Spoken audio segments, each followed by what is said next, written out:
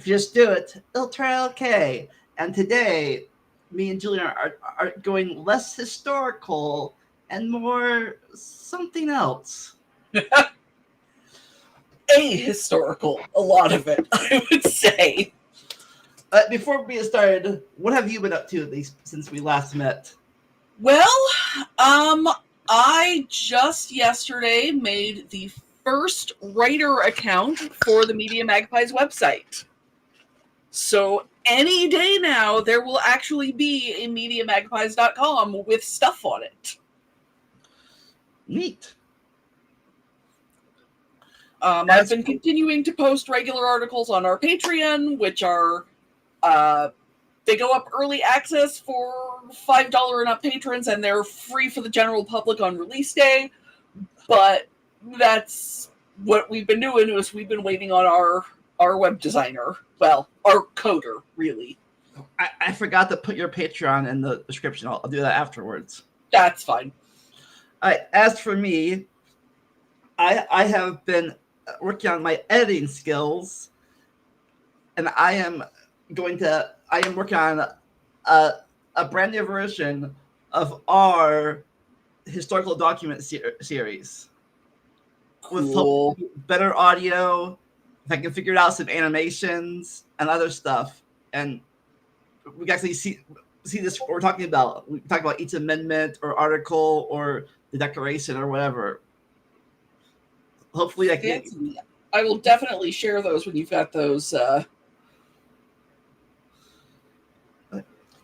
But in the meantime, what got you into conspiracy theories or debunking them? So I was in college, and I used to kind of browse the school library, which was kind of a pain because the Library of Congress system, while very, very helpful if you're doing any kind of nonfiction reading, is a super pain in the butt if you're doing fiction. Because with Dewey Decimal, the fiction is all separated out by author's last name. In Library of Congress, it's in there somewhere, and I've never fully figured out how to find the books you're actually looking for. So I spent a lot of time browsing the nonfiction shelves because, there is what there is. And I came across this book called Bad Astronomy by a man who I've chatted with online a few times over the years by the name of Phil Plait, the Bad Astronomer.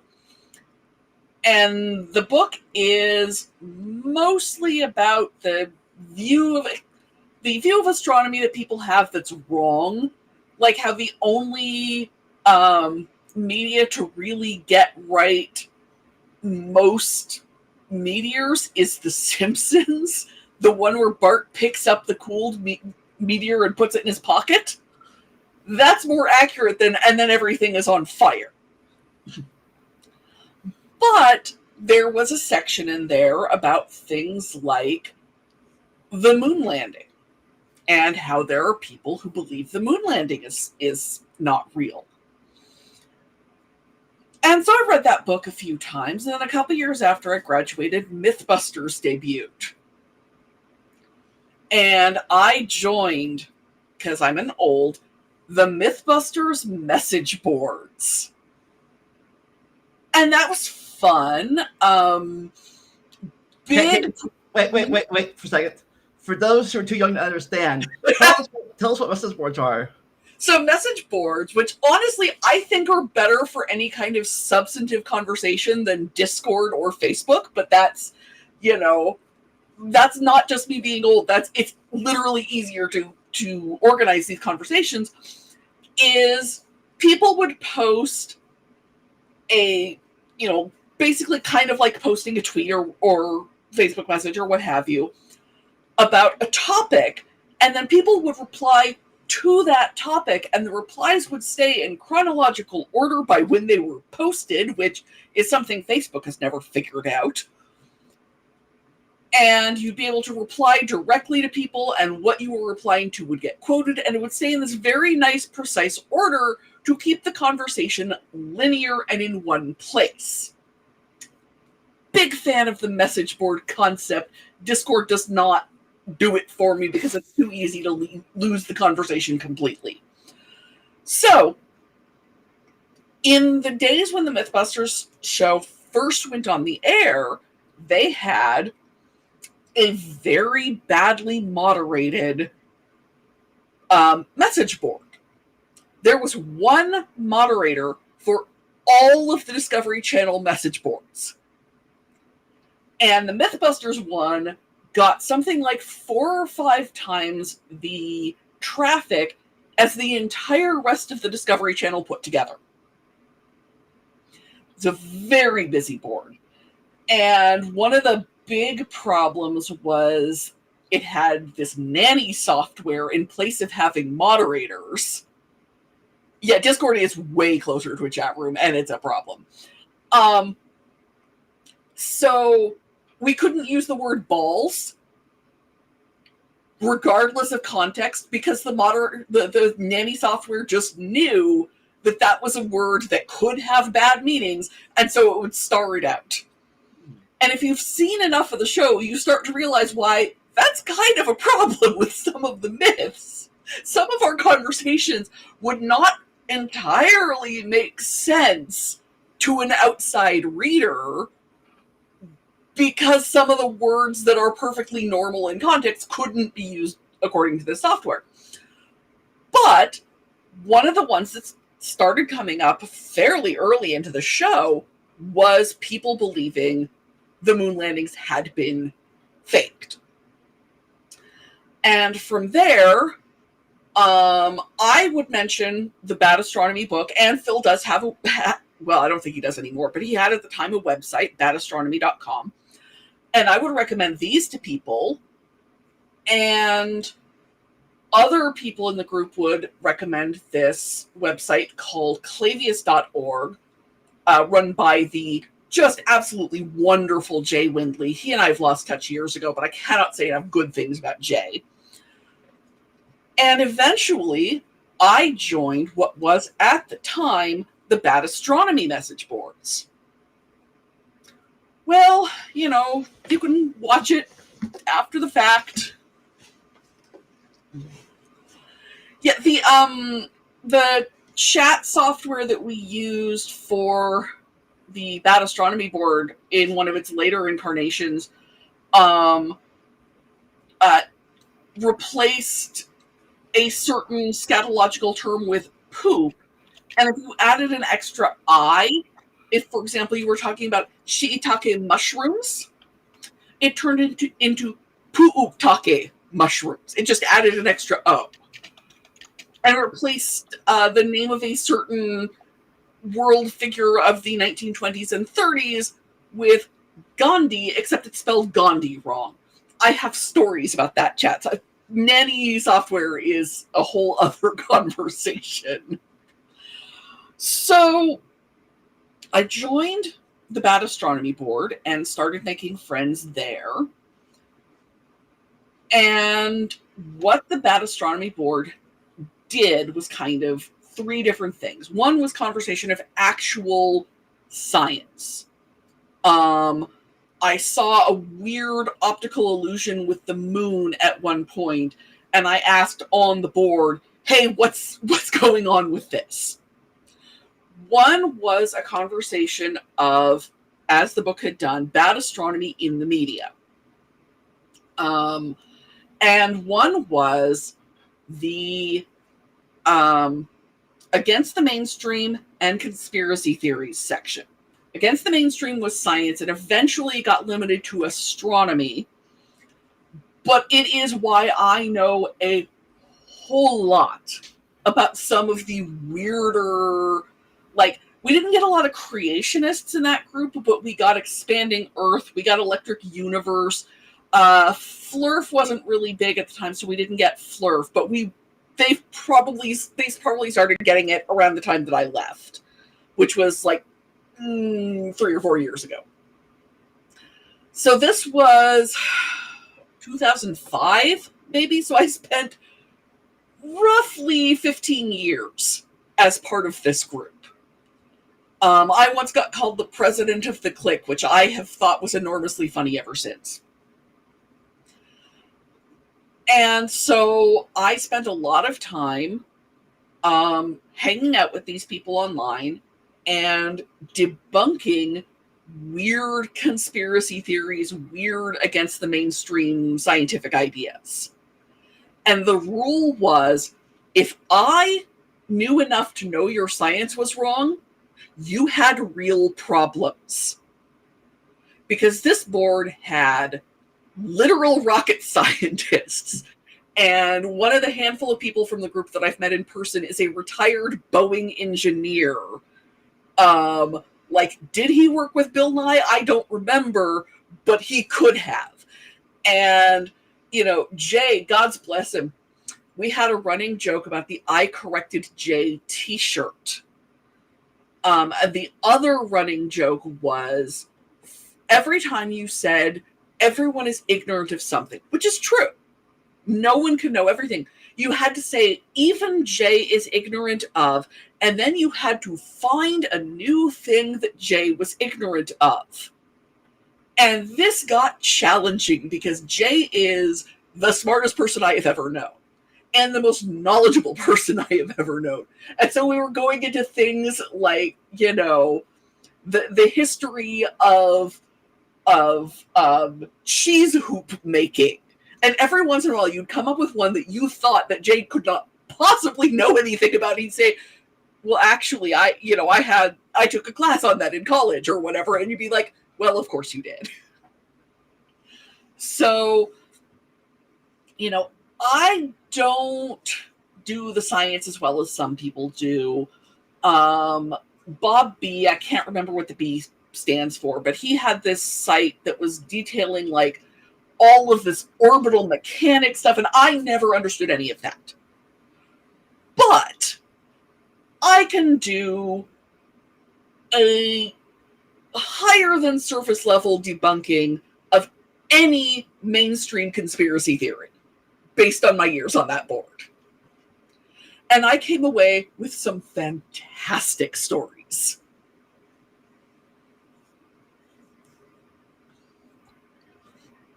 So was the rocket scientist part of the moon landing people?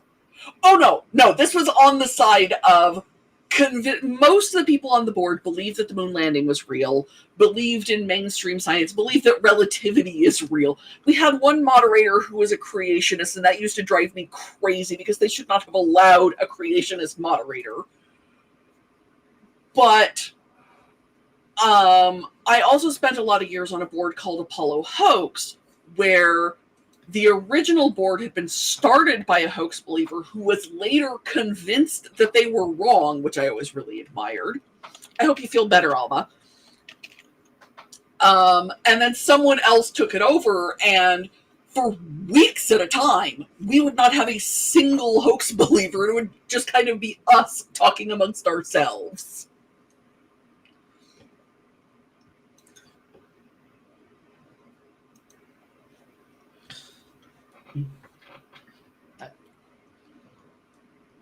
Yeah, yeah, I think my one of my favorite debunking things I heard about the moon landing thing was how if it was a movie, apparently the movie is so good it's better than our technology nowadays. It really is. That's the thing, is like, I can't claim to know the, you know, thermodynamics or the computer. That's all Jay. Jay knows all that stuff. And I'm pretty sure Clavius is still up if anybody wants to read it. But I was able to step in and say things like, okay, let's talk about filmmaking. You know, I'm not a huge Jay knows more than I do in that subject too, but I know enough so that I can step in and say, okay, but see, here's where the technology was, and let's compare it with this, that, and the other thing. And, you know, the running joke was, yeah, the moon landings were actually faked by Stanley Kubrick, but he was such a perfectionist that he demanded that it actually be shot on the moon. Also, it absolutely could not have been filmed by Stanley Kubrick because Buzz Aldrin would have punched him. Hills I will die on. Buzz Aldrin and Stanley Kubrick could never have worked together. Buzz never would have put up with 115 takes of anything, which was a Kubrick, literally that happened.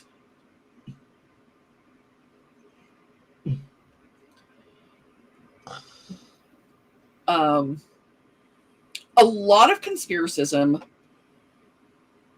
So, first off, there is no direct correlation between conspiracism and intelligence. That's the thing I need to get out there first thing. There are a lot of very smart people who fall for conspiracy theories.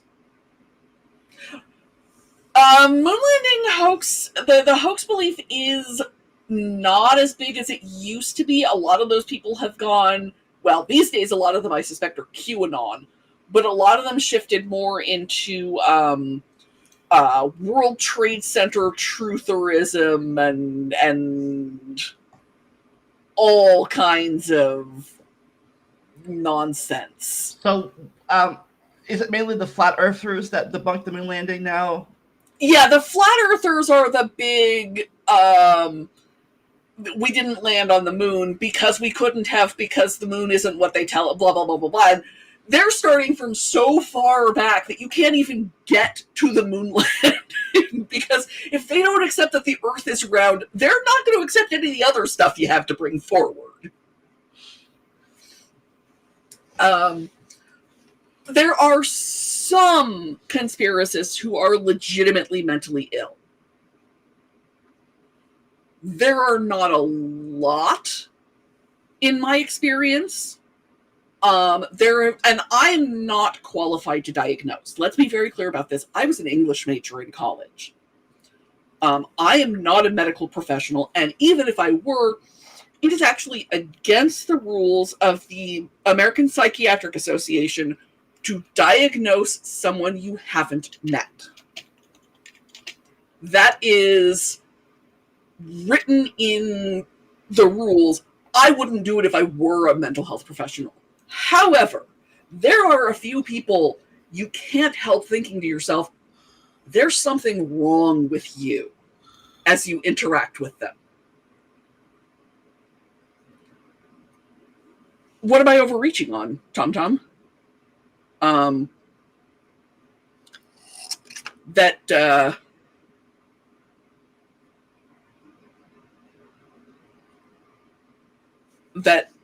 these people aren't intelligent, that they aren't mental. I need more clarification of what you're saying. I'm overreaching on, but it is in, I believe, the current DSM, the DSM-5, which is the big book of mental health, basically. That extreme conspiracism to the point where it is damaging your day-to-day life is a mental illness, but just being a conspiracist does not make you mentally ill. And as a mentally ill person, not all mentally ill people are conspiracists.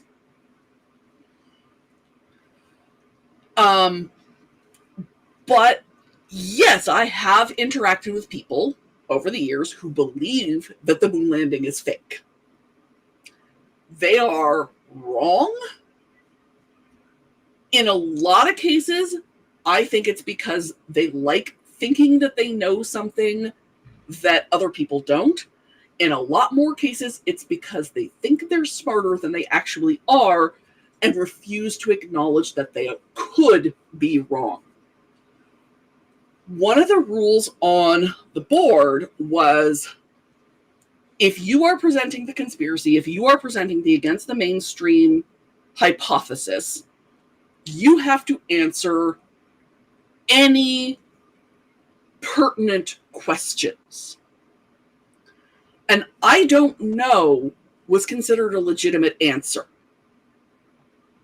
And the sheer number of people who were banned from that board because they refused to just freaking say, I don't know. They wouldn't say, I don't know. And they would get angrier and angrier that they were being asked these questions that they clearly didn't know the answer to. And they could never admit that they were wrong. And eventually that would lead to these blow-ups where they ended up getting banned for, if they could have just said, let me look into that, everything could have been solved. So, that was my experience in it. Is most of these people like being on the inside, and a lot of them like thinking that there is a rational agent controlling life. Yeah. Well, um, well, some conspiracies are we actually can call silly. Oh, Others, some of them are, believe me. but other ones are a bit more dangerous Yeah, to be yeah. spreading. Um, the guy who thought that the Cold War was faked. That was silly.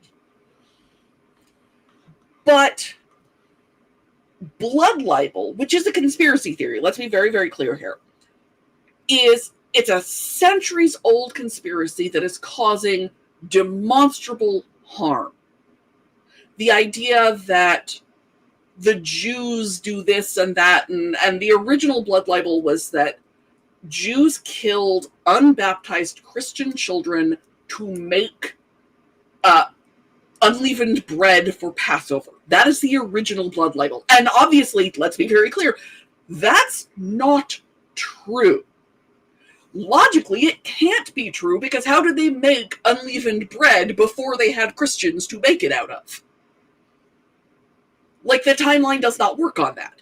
But even leaving that aside, it's not true. It has never been true. But it has killed millions of people over the years, because that ties into the anti-Semitism of Martin Luther, which ties into, Germany in the 30s and 40s. Like, blood libel has been killing people for centuries. That's a conspiracy theory that is a problem. Anti-vax is a conspiracy theory, and it's killing people. Today, people are dying because they will not vaccinate themselves and vaccinate their kids. Nobody's dying because they don't think Shakespeare wrote the plays of William Shakespeare.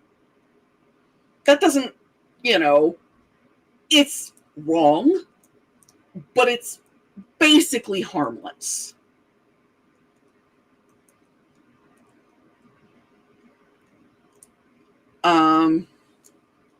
Yeah. I had two responses for the vaccine theories to people when they told me this.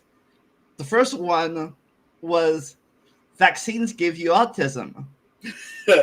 And I said, well, I'd rather have autism than polio. Well, yeah. Not only that, but measles can cause a kind of encephalitis that's got to be at least as bad as autism. Yeah. On top of, I have a friend who, I've known this guy since he was in 8th grade and I was a junior in high school. We go way back. And his son is a year or so younger than my son, his older son.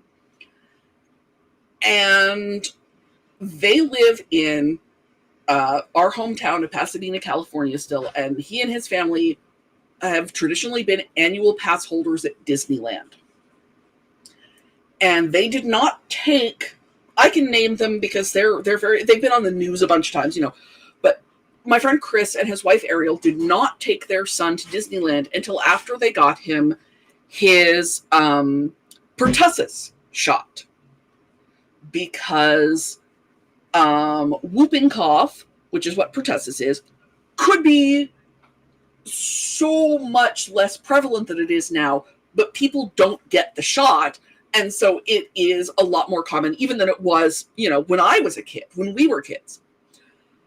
The problem is MMR, which is the measles, mumps, rubella shot, is a 12-month vaccine. They won't give it to children under 12 months of age. And my friends Chris and Ariel took their 4-month son to Disneyland, and he got measles in the big Disneyland measles outbreak, 8 or 9 years ago. And the internet went freaking nuts. because Chris and Ariel went on the news. Chris and Ariel were very open. This is our son Mobius. This is the pictures of Mobius with measles. Yeah, that's true, Tom Tom. I know I've spoken to a lot of intelligent people who fall for conspiracy theories. I'm not saying everyone who falls for them is intelligent. I'm saying being smart doesn't make you immune from them. We've seen intelligent people fall for conspiracy. We've also seen total idiots fall for them. Yeah. There's no... It's not a one-to-one thing. Yeah, it's absolutely not. There's some smart people, some not so smart people, and a lot of people in between, just like the regular world. Yeah. But so you wouldn't believe how many people I went to school with that were arguing with me about how the COVID vaccine is stupid and dangerous and all. Oh, yeah, no, I would, because I'm okay, so I'm still on Facebook because I'm an old. But, this was also 10 years ago when a lot more people were on Facebook. Chris and Ariel were very, very open about their experiences, and one of the things that was happening was that their friends were seeking out the dumbest takes they could find online to present to Chris and Ariel like a present. And it was hilarious, some of the takes that I was seeing. But basically, the internet became convinced that these close personal friends of mine, well, I've never actually met Ariel, but, this guy I've known since he was in 8th grade is an actor, which technically he was, because the time when I met him, he was playing Rooster in his junior high production of Annie. But Ariel is not an actress. Ariel is a registered nurse. And Moby is a real baby. Well, was a real baby. He's a real, 5th grader now. These were real people living their real lives, and the internet said that they were shills for Big Pharma. They didn't exist. They, the whole 9 yards. My personal favorite take was the person who said, and they had turned off comments on their blog, which mark of cowardice, but they had said that they weren't sure if this Chris Loop person, because that's my friend's name, Chris Loop, this Chris Loop person was real or not, and his wife Ariel was real or not. But he found it really suspicious that they had named their child Mobius Loop, which they did. I remember the day I found out they were going to do that, and I remember my reaction being, oh, of course he is. So, and whatever happened to people naming their children after saints like they used to, which is a very specific perspective. But, with all these kids named, well, Mobius, as if there's tons of those running around, and, Logan and Aiden. And I thought to myself, wait a minute. Named after movie stars or TV stars. Well, the thing is Aiden is an Irish name. And if there's one thing Irish history teaches us is that there's no Irish name that doesn't have a saint with that name. So I looked it up. And St. Aiden was actually at Lindisfarne when the Vikings raided. So Aiden is a saint's name. So, yeah. So that's my personal favorite, just because it was like, you're not making the point you think you are.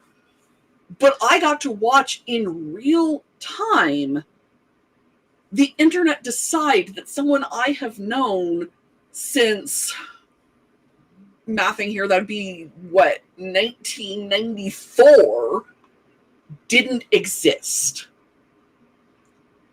And that's amazing to watch.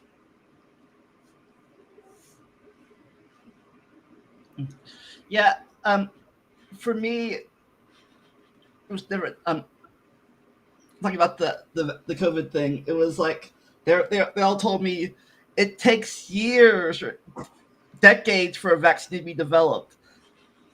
Last time it took forever. I'm like, yeah, last time 20 years ago, our computers had a 5 GB hard drive. We thought it was a big deal. Medical technology advances.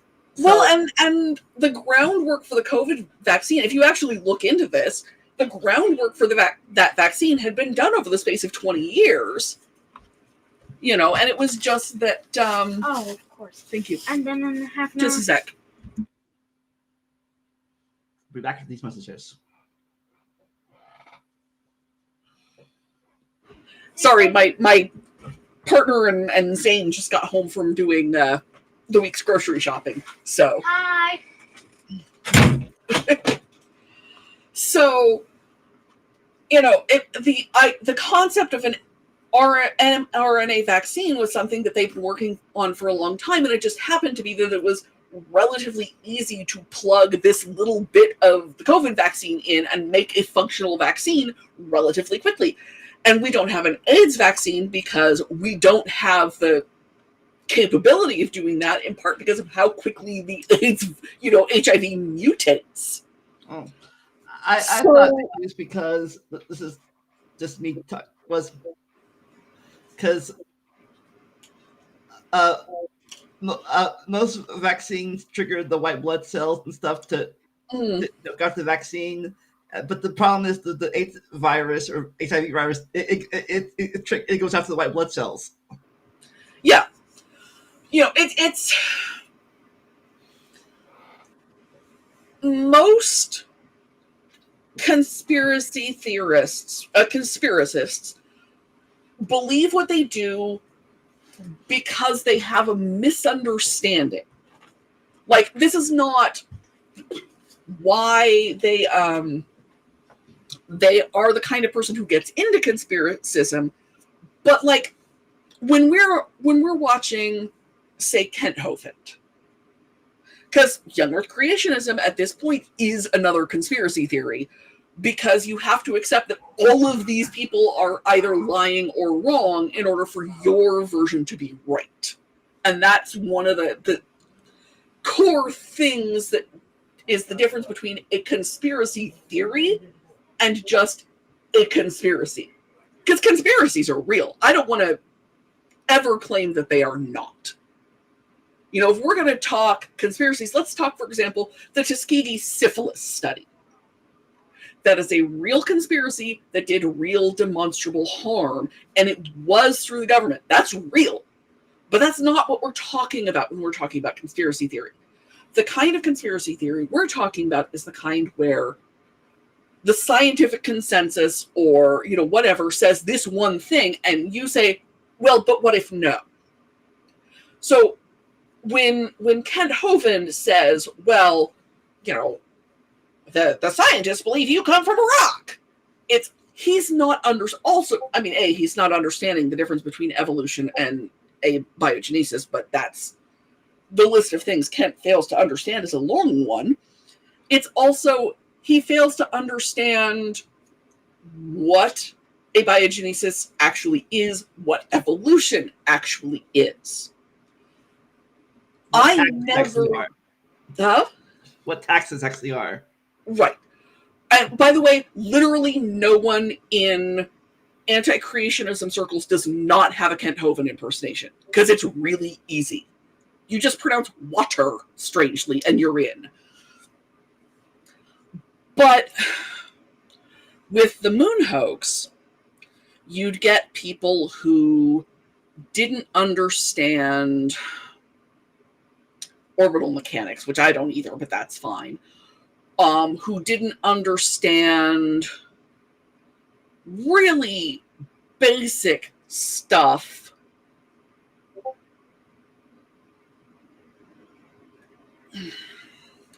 The correct understanding of vaccines is that they work. And that vaccines are one of the greatest tools for human health and safety that the world has ever known. And the reason the side with that understanding has a hard time communicating it is because there are people who don't want to listen. Why they don't want to listen is its own question. And I don't believe there's a single answer to that. I have seen too many different answers to say that, yes, I have interacted with people who were clearly paranoid schizophrenics. And that's why they didn't believe reality was what it was, because their own brain was lying to them. I've interacted with people who I'm convinced were just lying. They were either trolling or grifting. And it was not in their best interests to admit that they were wrong. I've dealt with a lot of people who I couldn't tell you why they believed what they did.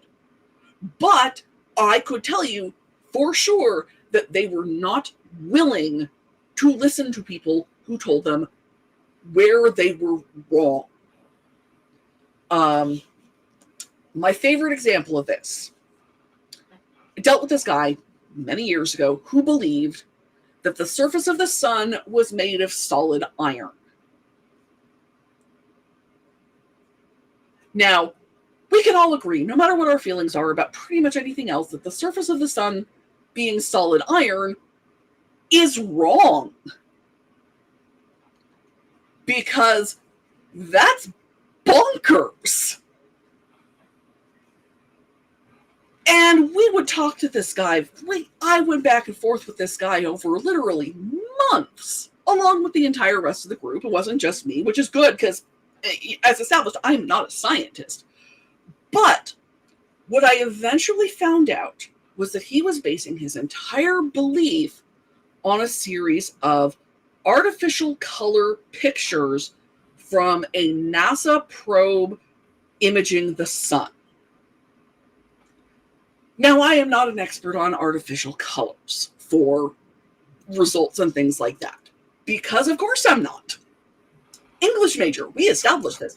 However, in another one of those weird, and here's how I'm tangentially tied into something actually important to the discussion, I grew up in the town of Altadena, California, which is right next to Pasadena, California, which is where the Jet Propulsion Laboratory is based. And JPL, and I believe now you actually have to get tickets because it's such a big thing and it's so cool and so interesting. But they do an open house every year. And you can actually go, and they don't let you go everywhere because of course they don't. But, you know, I was able to look through the observation windows at the Hubble being built. And I saw a test of concept of the Mars rover in their parking lot. And you can go and see the rooms where they track all these satellites. It's a really cool experience. And if you were ever able to go, I cannot recommend it highly enough. However, one of the things that happened when I was a kid, and I still have the picture somewhere, is they took my picture with both a regular camera. The line for this was probably 45 minutes or longer long, but they took my picture with a regular camera and with artificial coloring software that they used for, I think, Voyager, but I could be wrong. And in that picture, I am purple and orange. And I know you guys can't, you know, my avatar kind of is purple and orange. And I know I don't turn my camera on for lots of reasons, but I am a human. That dragon picture is not me. I am not purple and orange. I am human. And so I was able to say, hey, here's why you can't trust the colors that they're showing to tell you anything about the picture. And here's why, you know, the filters that they're using on this picture may not be telling you exactly what you think it is. You know, I was able to work through it very, very clearly. Here's the information I have, and it's a very surface level information, but it's enough to say, you are coming at this from the wrong angle. And he never responded. I think it's one of the reasons he ended up getting banned. It was a time of much upheaval, and for various reasons, he ended up getting banned 3 or 4 different times. But one of the times, I'm pretty sure, was in part because he would not respond to my, hey, friend, Michael Mosina, I believe his name was. Here is the information that proves that what you're relying on is not true.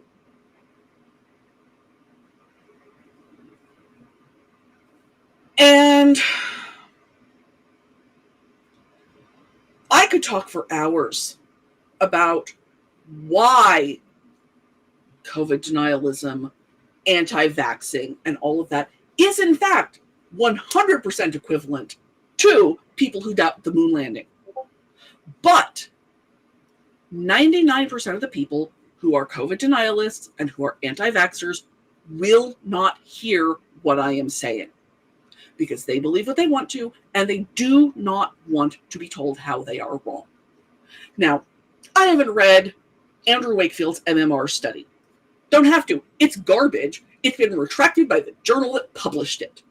But I am able to look at a lot of the studies regarding the COVID vaccine and tell you we're not dying in droves because of the COVID vaccine. Yes, autism rates are increasing. That's because how and when and why we diagnose has changed, and how often we diagnose has changed. There are a lot of people my age who were never diagnosed because that was just not something that happened back in the day. So yeah, more people are diagnosed. That's a change in the healthcare system, not in actual rates of autism. That is a known factor that is easy to account for. But if I tell an anti-vaxxer that, and I have, they don't listen because they have made up their mind. You want to know what it would take to convince me that vaccines cause autism? You'd have to start with a correlation between vaccines and autism. And there isn't one. The Amish famously don't vaccinate. Amish kids still get autism. I'm vaccinated. I don't have autism. So there's got to be something else, because otherwise, what are we even doing? There are so many vaccinated people who are fine, but that doesn't change the mindset of the anti-vax person, because they don't want to have that mindset change, because they would have to admit they're wrong. Yeah. I never said they're connected to one another. I said they're both conspiracism. The mindset is connected. The mindset of, I believe this thing, regardless of the evidence, regardless of what I'm being told, is absolutely 100% connected. Also, the strongest correlation with believing one conspiracy is believing another conspiracy. The joke in our group was that they're like potato chips. Nobody can believe just one. Mm-hmm. If you believe that the CIA killed Kennedy, you're more likely to believe that the moon landing was faked. If you believe that vaccines cause autism, you're more likely to believe that JFK Jr. is still alive. That is just... Tom, I don't think you understand that we are not having a debate. Like, I see the questions that you are asking me here, but that's not what I'm doing here. I'm not here to debate whatever position you hold. What I'm here to do is to talk about some of my experiences. Mostly what I wanted to do was tell funny stories. And yeah, I have to present a certain amount of background to get into where these stories come from. But that doesn't mean I want to spend all of my time sitting here saying, well, study X, Y, Z, because I don't have it all handy, because that's not what I was here to do. There are studies that show that a certain mindset goes along with all of this. They're actually fairly easy to find if you want to. But what it feels like here, something I've gone through before, is you want to believe that your conspiracy isn't the same as that crazy conspiracy over there. And a lot of times they aren't.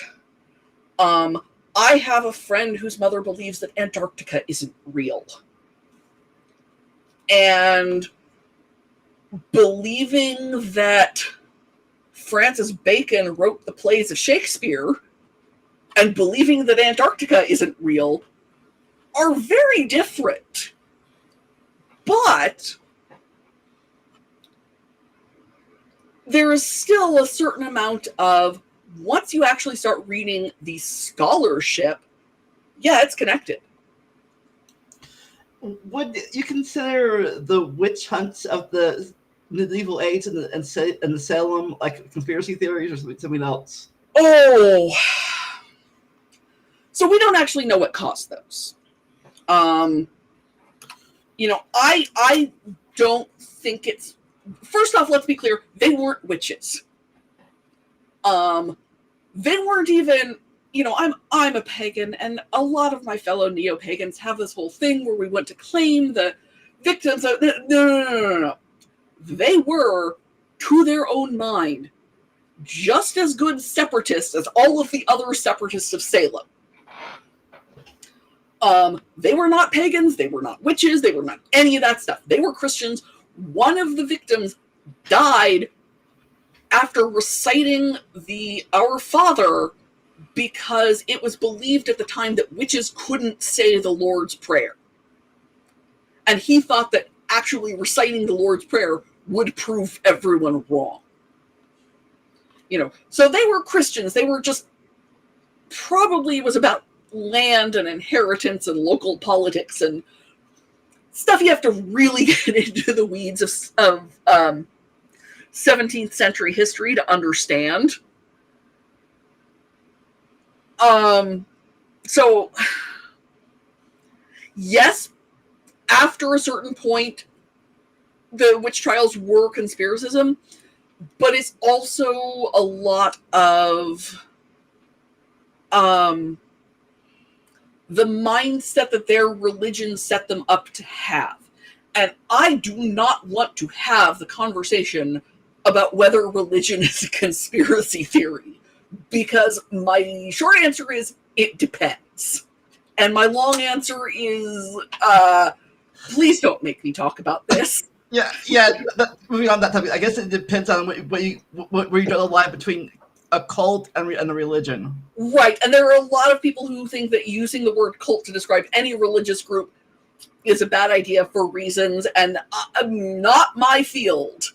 I know a certain amount of the history, and I know a certain amount of theology, and getting that far into it is above my pay grade.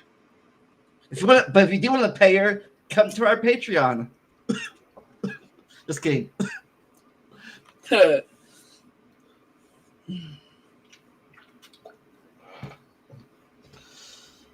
But so we talked about flat Earth. We talked about the moon landing. We talked about COVID. We talked about the witch trials. Mm-hmm. What other ones are out there? The line we talked about. I think you went to 9/11. 9/11. Yeah. Eventually, we banned that from our group because, well, for one thing, the leadership made the decision that it needed to be space-based conspiracy theories because there was a no politics rule, and it's really hard to talk about a lot of modern conspiracy theories without getting into politics. But 9/11 does give me another of my favorite stories, which is the person who decided that the World Trade Center, the Twin Towers were built with explosive rebar, and that they were demolished using a big red, literally, we asked, a big red button in the basement to bring them down. They said they weren't sure if it was big and red, but yes, there was a self-destruct button in the World Trade Center, in case you didn't know. And it was built with exploding rebar. And we said, oh, that's interesting. Because once they've made that argument, what do? Like, is there any way to disprove that? And the answer is no, probably not. And certainly not to that person's satisfaction. Because, again, this is all my personal experience. If you want to go into the weeds of, the studies, the common denominator with all of them is it just is. That is the belief from all of these people, and you can say, well, what about such and such? Well, that's just not a problem. Or they just solved it. And they will make any kind of excuse. There is this belief of absolute competence and absolute incompetence, depending on which one you need in any given moment. There's a woman, I can't remember her name, who used to claim that she watched the Apollo 11 landing live and she saw a Coke bottle in the footage. And no other version of the footage had the Coke bottle in it.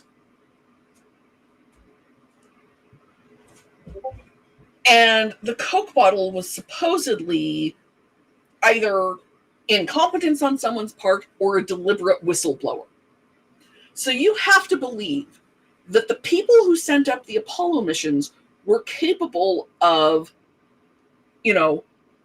moon rock samples that can fool experts from around the world in geology and, radio telemetry that fools everyone from Boy Scouts to the Soviet Union, all of whom tracked the Apollo landers.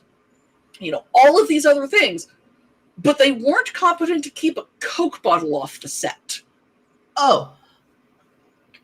That reminds me of something else. Early conspiracy theories about when Soviet Union launched Sputnik, we thought it was like something dangerous. Yeah, and the thing is people nowadays are more likely to believe that Sputnik was fake than people in those days were likely to believe in that moment that it is, if you see what I mean, fake, because Sputnik was a naked eye object. How could you tell that Sputnik was real? You looked up and you saw it. But at, 60, 70, 80-year removes, it becomes easier and easier to say, well, but how do we know that's what really happened? Like, for example, the Holocaust deniers. The Holocaust deniers. And that one was banned from the board before I got there. Because there's some garbage you don't invite into your board.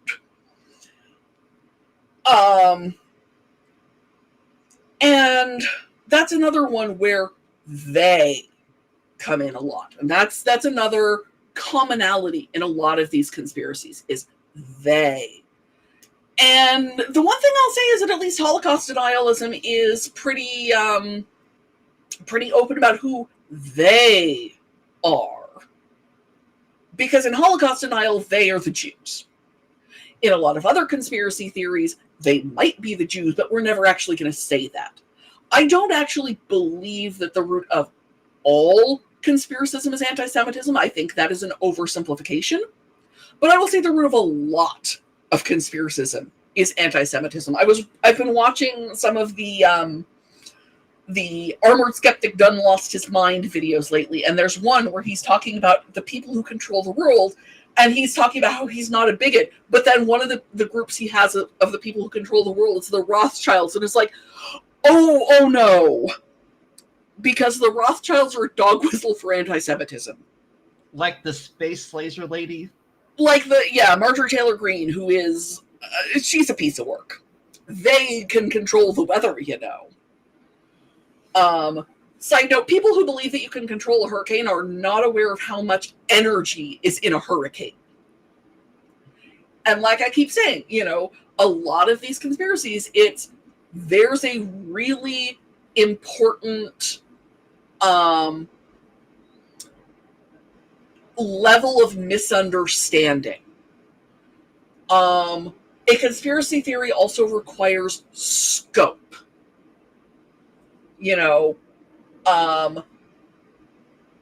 My neighbor is plotting to, knock over Fort Knox. It's not a conspiracy theory, even if I posit that she's got 15 or 20 people she's going to do it with, because that's just not what a conspiracy theory is.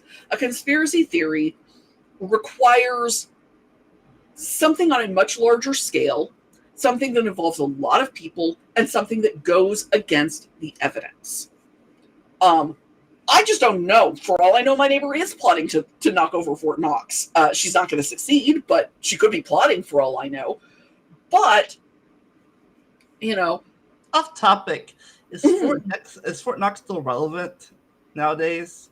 I suspect it's a lot less relevant than it used to be because we're not on a gold standard. There was a time when Fort Knox was exceedingly relevant, and I don't think that's really as true as it was, a few decades ago, even. Fiat currency being what it is.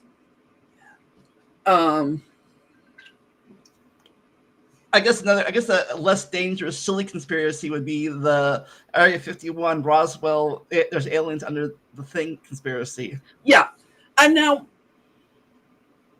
I've always been this is another one where, like, I can tell you exactly what it would take to change my mind.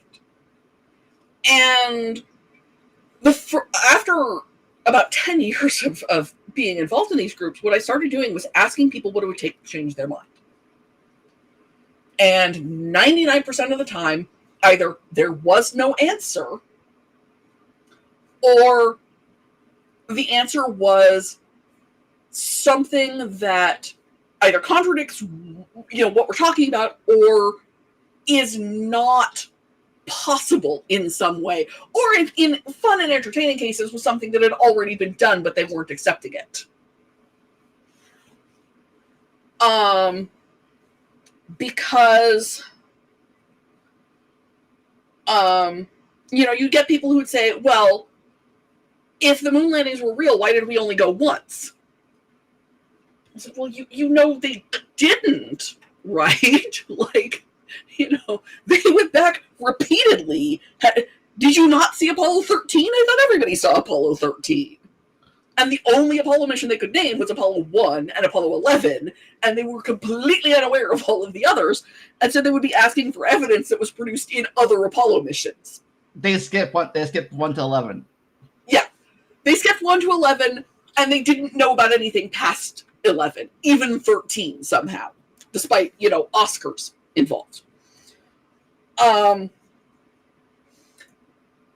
so it's like when you argue with a creationist and you get, well, I want a dog to be born from a cat.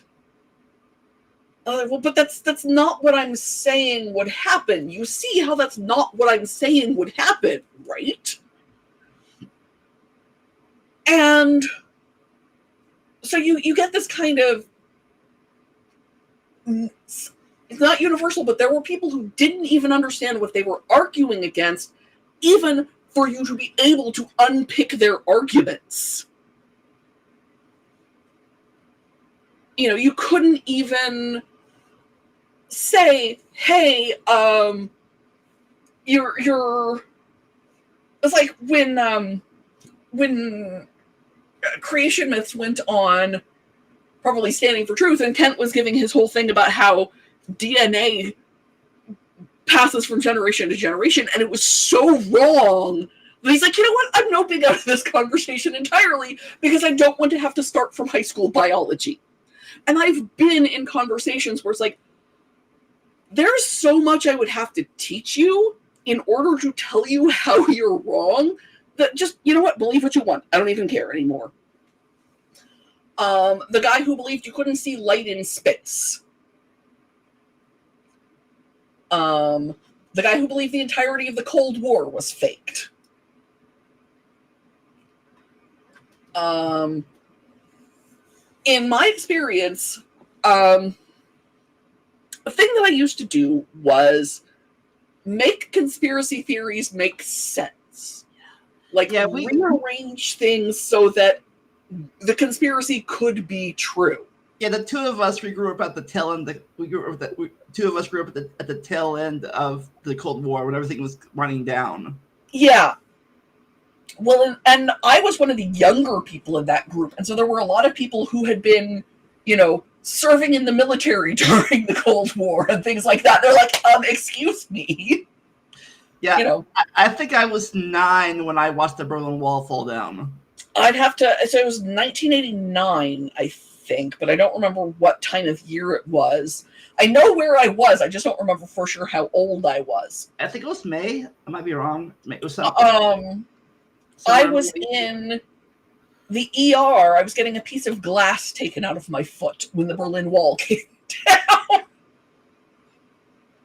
So, yeah, memories. But with the there was no Cold War guy, you have to start from so far back to teach him how he's wrong that it's just easier to let him be wrong. But a lot of these other people, you get closer and closer and they're accepting a lot, and the way you try to help them through this is you try to find the places where you agree with them. Yeah. So how do you know when and where to say just to laugh it off or just between laughing it off? This.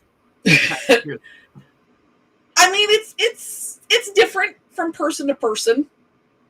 And I mean that in both senses. I mean, where I draw the line versus where someone else draws the line is going to be different, and where I've drawn the line with one person versus where I've drawn the line with another has been different. There are some people where I have said to myself, this person is unwell and I'm not comfortable continuing this conversation. There are some people where I've said, this person is lying to me about what they believe, and it's not worth it to me to continue this conversation. It's not funny to me, but it is clearly funny to them. Everything else pretty much is a shade of gray about where you just stop having the conversation. My best friend's mother, before Zane was born, was talking to me about vaccines. And she tried to convince me to not get him vaccinated against polio.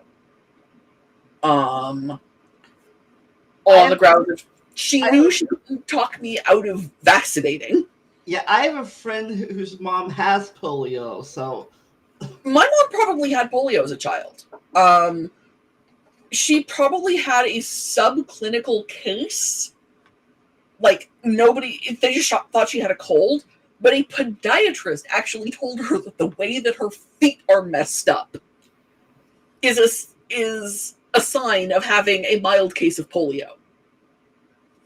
My favorite aunt had polio as a child and was lucky not to be paralyzed. She had a much worse case than my mom did. She had to go to physical therapy over her case. Another aunt goes on faith healing vacations, which, yeah. But she's not an anti-vaxxer because she remembers polio. Yeah. And to people who are old enough to remember the 50s, the difference in pre-Salk and post-Salk is so enormous that it's hard not to accept that the vaccine helped. There are people who do, but even a lot of anti-medicine people in other ways will say, yeah, no, I think those vaccines actually do some good. Hi, Eddie. Don't know why all boomers are from Minnesota. I go to voice boomers, but they are. When I was talking with Vice Rhino a few years ago about vaccines and stuff, we talked about how the two of us, obviously you two, we just missed the chickenpox vaccine by a few years. Yeah. I had chickenpox. Vaccine was in the early 90s, as I recall, and I had it when my dad was still alive, and he died in 83. So I had mine in the early 80s too. My older sister got it. She was in second grade. My older sister got chickenpox, and then she gave it to me. And then my younger sister was 18 months old and got it. And we managed to get it in such a way so that, and I don't know for sure, I know Elaine got it first, but I don't know for sure whether my younger sister or I got it next. But we managed to get it in such a way that it was literally the very last day of the possible incubation period from the previous sister. The next sister came down with it. Yeah, And I don't want to go back to that. Thank you. I'm happy with vaccines. I don't know if it's a conspiracy theory or not, but I remember a lot of people talking about how it was dangerous for adults to get it or something. Back in the day. Yeah. A lot of what we think of as harmless childhood illnesses, if you get them as an adult, are far more likely to kill you. There was a children's librarian in my hometown. The Altonino children's librarian had never had chickenpox. And the going theory was that she probably had, and just, it was so long ago and she was probably so young at the time and blah, blah, blah. But failing that, she quite possibly was naturally immune. There are some people who possibly are. But I got a babysitting job once from one of the other librarians because Jackie was her normal babysitter, but her kids had chickenpox and she was not going to have Jackie babysit her kids and possibly die. So I had chickenpox so I could babysit.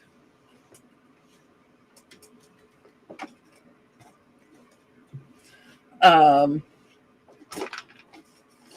my kids have been vaccinated for...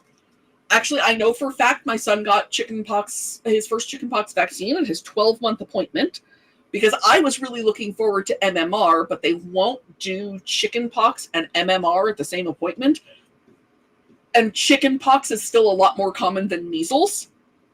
So they gave him the vaccine of what he was more likely to get first.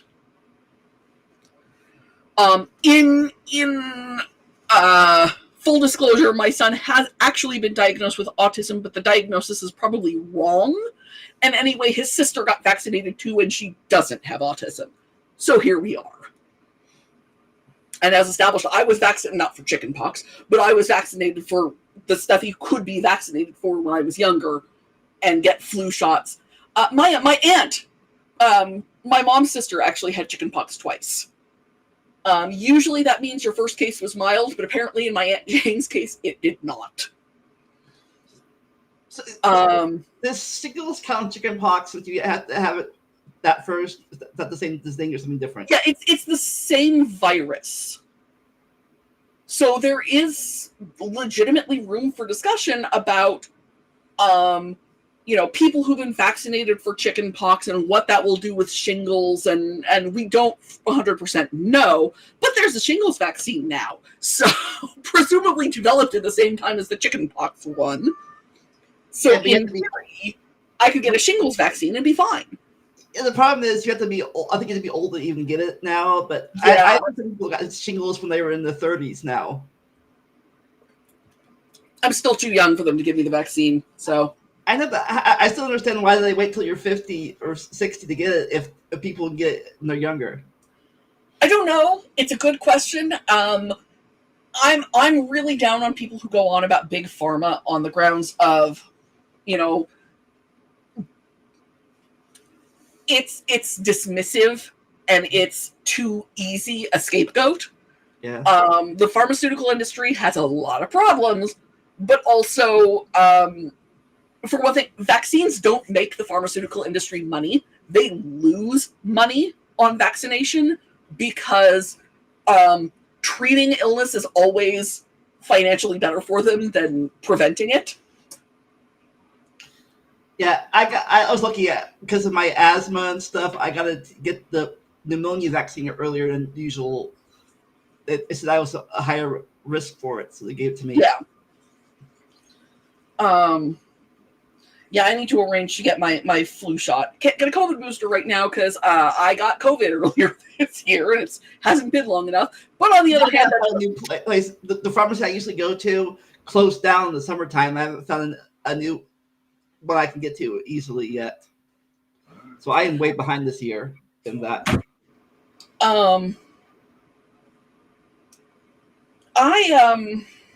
I have a problem because I'm on disability and because insurance is the way it is. No, you cannot go there, miss. Sorry, the kitten was trying to climb onto my keyboard. Because of things like that, I have to go into my doctor's office to get my shots. I can't go to a pharmacy. And it's stupid and inefficient, and I have problems. But, so I am not claiming the pharmaceutical industry is perfect. That's another common issue with a lot of the conspiracy theorists I've dealt with over the years, is that they have a very black and white mentality. So Werner von Braun is a real stumbling block for a lot of them. For those who are unaware, after World War II, the United States went out of their way to recruit scientists who had worked with, let's call it the outgoing German regime, in a program called Operation Paperclip. And a lot of the scientists that the U.S. got were rocket scientists. Most notably, Werner von Braun, who had been in charge of the V2 rocket program that, bombed London a little. And no, he did not found NASA, despite what people may tell you. But yes, he was one of the scientists who worked with NASA. There's actually, and it's on Disney Plus to this day, which is just, there's wonderful World of Disney episodes with Werner von Braun, actually probably literal war criminal. So, I keep saying that Walt's anti-Semitism is way overblown because Henry Ford is standing right there. But, oh look, it's Werner von Braun on Disney programming anyway. So that's a lot. But because Werner von Braun worked, on the V2 program, that led a lot of conspiracists to say, well, obviously it was fake because something Nazi. It's like, that's not actually how that works. Well, I thought it'd be more like the Nazis are really control NASA type of thing. I mean, exactly the stripe they go for varies a lot. And not all hoax believers will necessarily cite Werner von Braun in any way. Some will, some won't. Yes, I see you. Sorry, letting my kitten out. Go.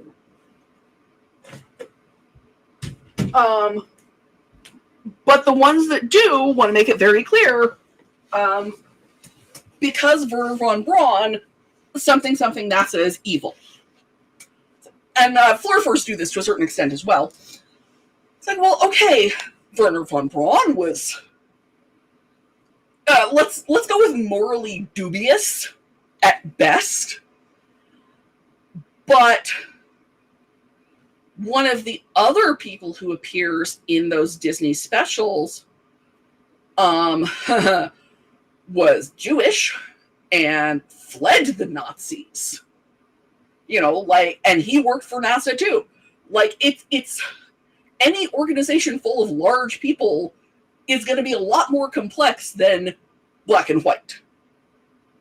Like the creationists, all atheists are evolutionists and all Christians are creationists thing. Exactly. And it's like, look, my 80-year-old Catholic mother is a lifelong acceptor of evolution. I don't know what you people want.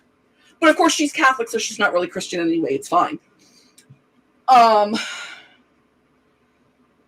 But you get a lot of this black and white thinking. You get a lot of this denial of evidence. You get a lot of anti-elitism. And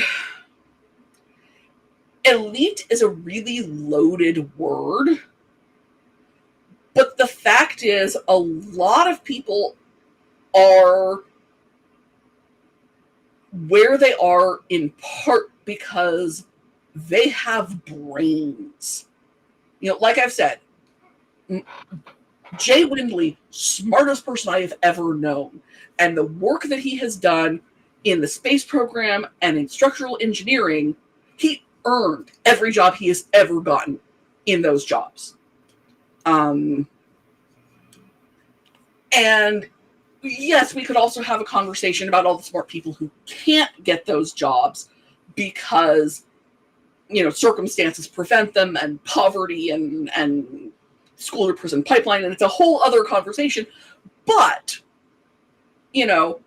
there is a belief in a lot of circles that if you are an intellectual or a politician or something like that, you are by definition corrupt. And I don't go that far. I don't think you can break it down to that black and white. And a lot of conspiracists disagree with me there. What's the biggest argument you've had with a conspiracy theorist? Well, there is the running joke about the shill check, and that is certainly the longest running one. Clearly, we're all paid off for believing what we do. I'm fortunate enough to not have really interacted with any eugenicists because, as a mentally ill, physically handicapped person, I have feelings about eugenics. I think I have to go with the anti-medicine stuff. That I'm like Dapper there. I can't really keep my cool about anti-medicine stuff. I am well established in my film group, which is not a place you would expect where, we all make jokes about the guy who actually believes the nonsense in Oliver Stone's JFK. Because, boy, is that movie wrong about things. But what I am best known for in that group, probably, is my anti-Tom Cruise stance. I don't like any Scientology in some way. Or, I don't like any Scientologist. I'm going to side-eye at least a little bit. But Tom Cruise, I have really passionate feelings about because the church uses him to give them a wholesome, clean-cut, all-American image. And, there was this dialogue around the Top Gun sequel about how Tom Cruise saved cinema. I was like, well, that may or may not be true. I personally don't believe it's true. But what is certainly true is this list of crimes that we know that he and members of the church have committed.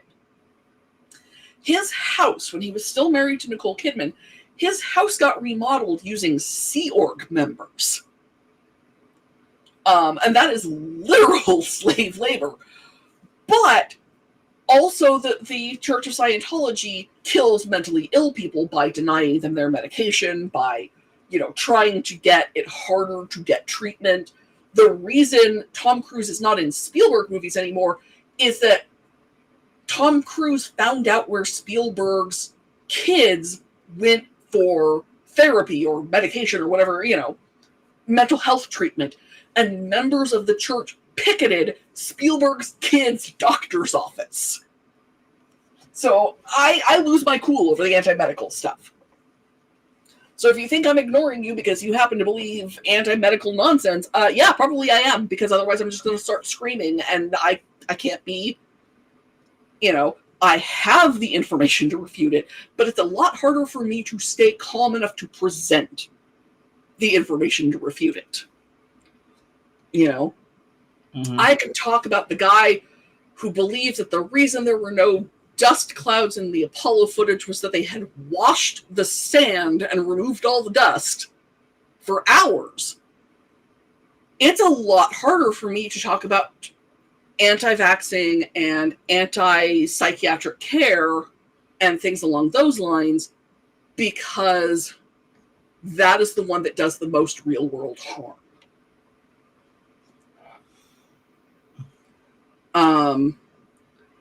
And I'm gonna say something that's probably not something a lot of people thought of, is 90% of the American population doesn't really care about most of this stuff.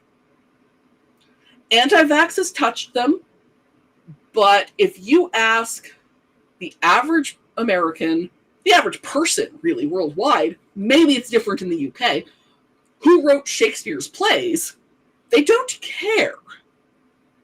If you say, do you think someone other than Shakespeare wrote Shakespeare's plays? They haven't thought about it. Why would they think about it? That's not relevant. The anti-medical stuff is relevant to their lives. And, like I said, believing one statistically is shown to make people believe more conspiracies. And we see the harm of that with things like QAnon.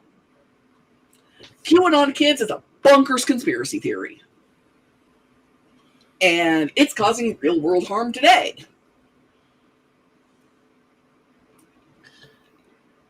Yeah, I And- made a Venn diagram once comparing anti-vaxxers, YCers, and flat earthers. Yeah.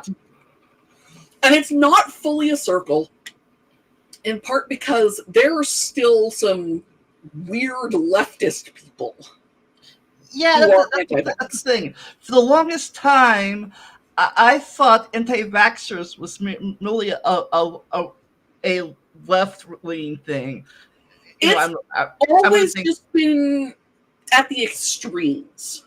yeah, but then after this more recent years, people, the church people are going anti-vaxxers. I'm like, yeah. what Well, is and that? that's been true for a long time. It's just more prominent these days. But you want a fun rabbit hole to go down, look up anti-smallpox vaccine propaganda. Yeah, for the longest time I knew that was a thing, but I thought that they were the extreme right wingers. Like people thought prayer, the doctor prayer thing. I thought that was a fringe group, but now all of a sudden everyone. Like I said, funnily everyone, enough, the anti-have who faith heals believes in vaccines. So, you know.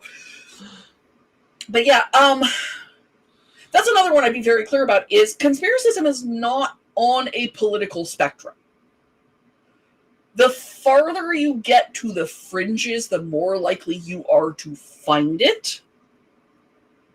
But it's not, and which conspiracies you believe can be politically motivated. But, you know, there are just as many right-wing conspiracists. I don't know if that's 100% true anymore, but it used to be, at least, that there were just as many right-wing and left-wing conspiracists. Which conspiracies they believed, that's going to be a big difference. And, you know, I'd like to point out that even some of the things that might have been thought of as conspiracy theories, we have evidence, you know.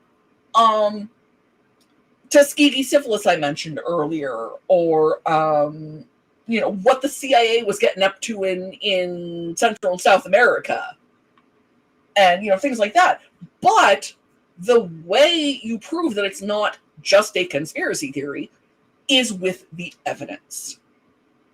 And if you can't, number one, say what would convince you that you're wrong, and number two, start bringing evidence that you're right, why should I listen to you? Why should I talk to you?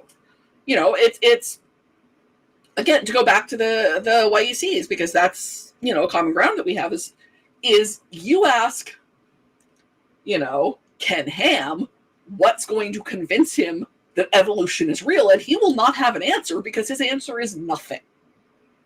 Nothing would convince him. He believes the Bible, and he's never going to not. Oh, you're talking about the that debate they had 10 years ago at this point? Christ, yeah. But I mean, I was using him as an example, but, you know, like, you know, you ask, standing for truth, what would convince you that evolution is real? And he'll give you an answer, but when you really dig, the answer is nothing will, because I believe what I believe and I'm not going to change my mind. You know, whereas you ask anyone who argues the pro-evolution side, they can say, okay, well, if I saw this, and this, it would convince me that evolution is not real. But it still wouldn't convince me that young Earth creationism is real, because that's not the same argument. Like we always used to say, if you convinced me that moon footage was faked, you then, which to do that, there's a whole list of things you'd have to do. But, including show how it was faked, which you can't because the technology did not exist in 1969. But that one thing wouldn't prove that we'd never landed on the moon. All you can prove is this one thing, because the pile of evidence just keeps going. I as a hobby and for fun, I will sometimes think of a way to make a conspiracy theory make sense. Like JFK. I've read the Warren Report, and I've looked over the evidence, and kids, Lee Harvey Oswald acted alone. But let's say he didn't. So the conspiracy is there's that grassy knoll person thing? Grassy knoll is one of the options. There are more beliefs about JFK than than most people realize. And most of them are physically impossible. There was a TV show used to be on Discovery about 20 odd years ago now called Unsolved History, and they once tried to see if they could fit shooters in all of the places that people claimed that there had been other gunmen, and see if they could get a bead on where Kennedy would have been. And one of them was a storm drain that literally did not exist in 1963. So, that's fine. Not sure they convinced anyone that one was wrong either. But, if you want to come up with a conspiracy and say that Lee Harvey Oswald did not act alone, okay, I can make that make sense. You say either he was in the pay of somebody. Like they thought, I heard that some people thought the guy who killed him was trying to shut him up or something. Yeah. Jack Ruby was trying to shut him up is a fairly popular claim. So that's one of your options. Or, here's my favorite. Lee was telling the truth. Lee said that he was in the lunchroom when the shooting happened. He didn't care about seeing the president. The man was a known communist. He was a former defector to the Soviet Union. He no interest in seeing the president, blah, blah, blah, politics, blah, blah, blah. He was in the lunchroom. Okay, you want to make a conspiracy? Lee was in the lunchroom and somebody else was in the sniper's nest, which is the only theory that actually works for where a shooter was based on forensics and stuff. So you say that somebody else was in that window, and then they vanished, and because Lee worked there, all the suspicion went to Lee, and Lee did kill Officer Tippit later that day. We have something like 8 eyewitnesses who saw him do it. The evidence on that one's pretty incontrovertible, and yet, for whatever reason, he killed Tippit and everything else happened, blah, blah, blah. But that's never the argument these conspiracists make. And there are a couple of conspiracies that I can't make sense. I can't make them work with all the maneuvering along those lines that you want to do.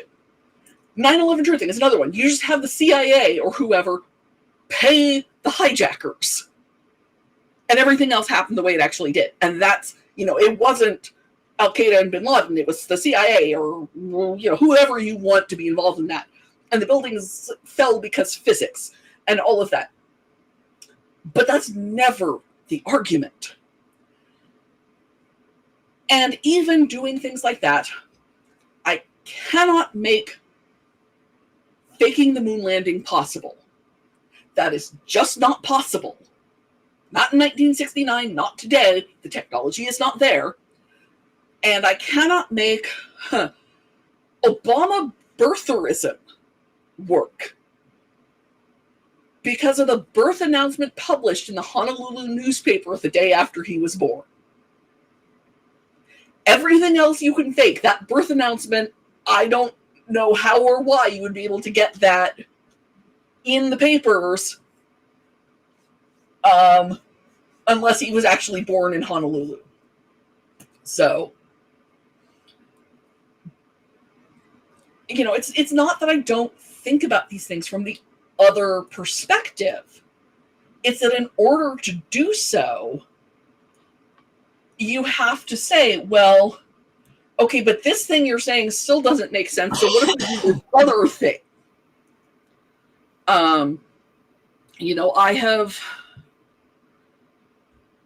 I've thought about all kinds of weird conspiracy theories. To go back to another really non-controversial one, doesn't affect anybody's day-to-day life in any way, is what's called anti-Stratfordianism, which is the belief that Shakespeare did not write the plays of Shakespeare. That doesn't change anybody's life in any way. Whether it's true or not, literally does not matter at this point in time. How's that conspiracy theory? Isn't that like people believing that Moses actually wrote the Bible? Oh, yeah. Yeah, here's the evidence that isn't true. Well, I don't care. My favorite observation about Shakespeare was Mark Twain was not an anti-Stratfordian, but he wanted to be. He really didn't like what he knew of Shakespeare as a person. And to be fair, we don't know a lot about Shakespeare as a person. We just happen to know more than we do about a lot of other people from his era.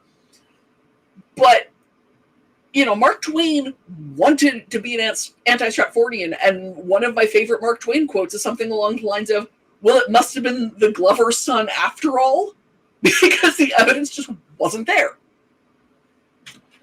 And I don't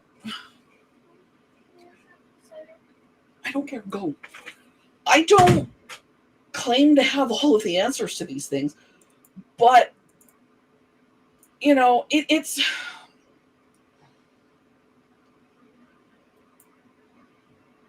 My belief that there are commonalities among all of these conspiracies is based on reading I've done over the years and 20 plus years of interacting with people in these circles.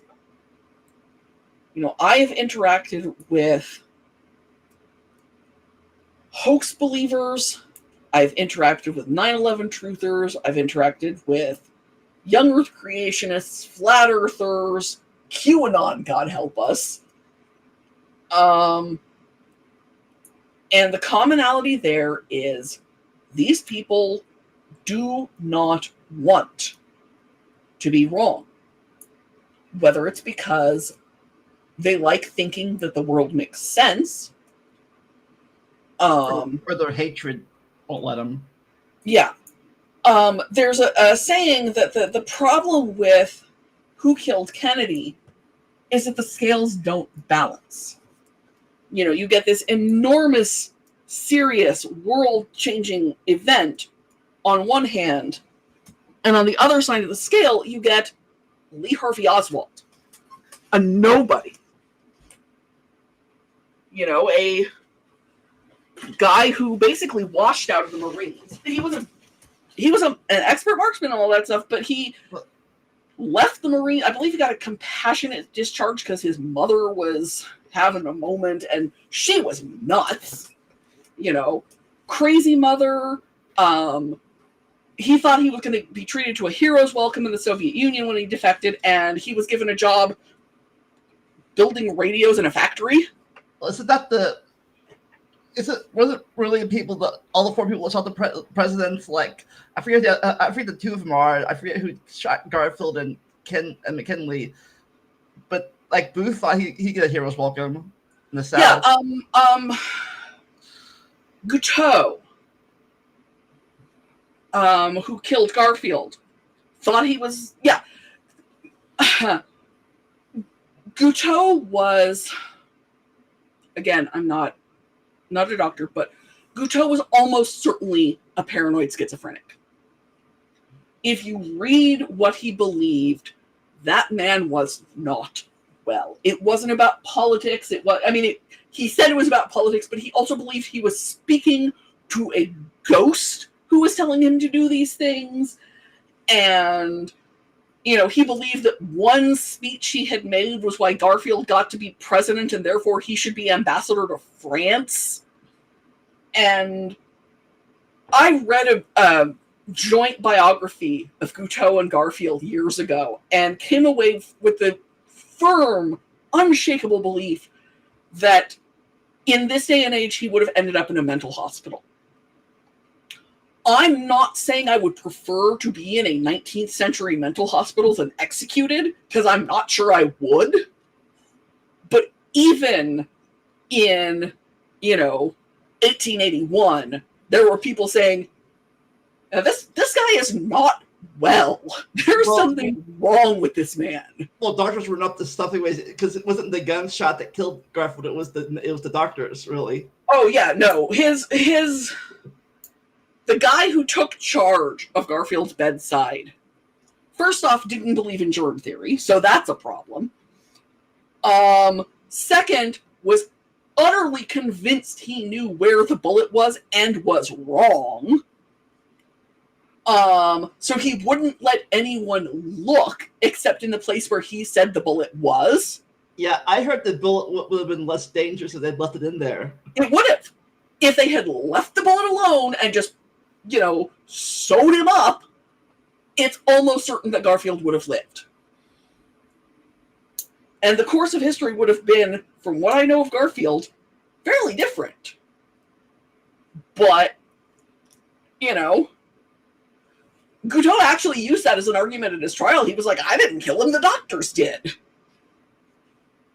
And that's true, but also there's a thing in law called proximate cause, and that's all on you, sir. Like people who hire a assassin is as guilty or more guilty than the assassin itself. Yeah, exactly. Like, you still shot him. The doctors couldn't have killed him if you hadn't shot him. And by the end, Garfield was glad to die because at least it meant he was out of the hands of the doctors.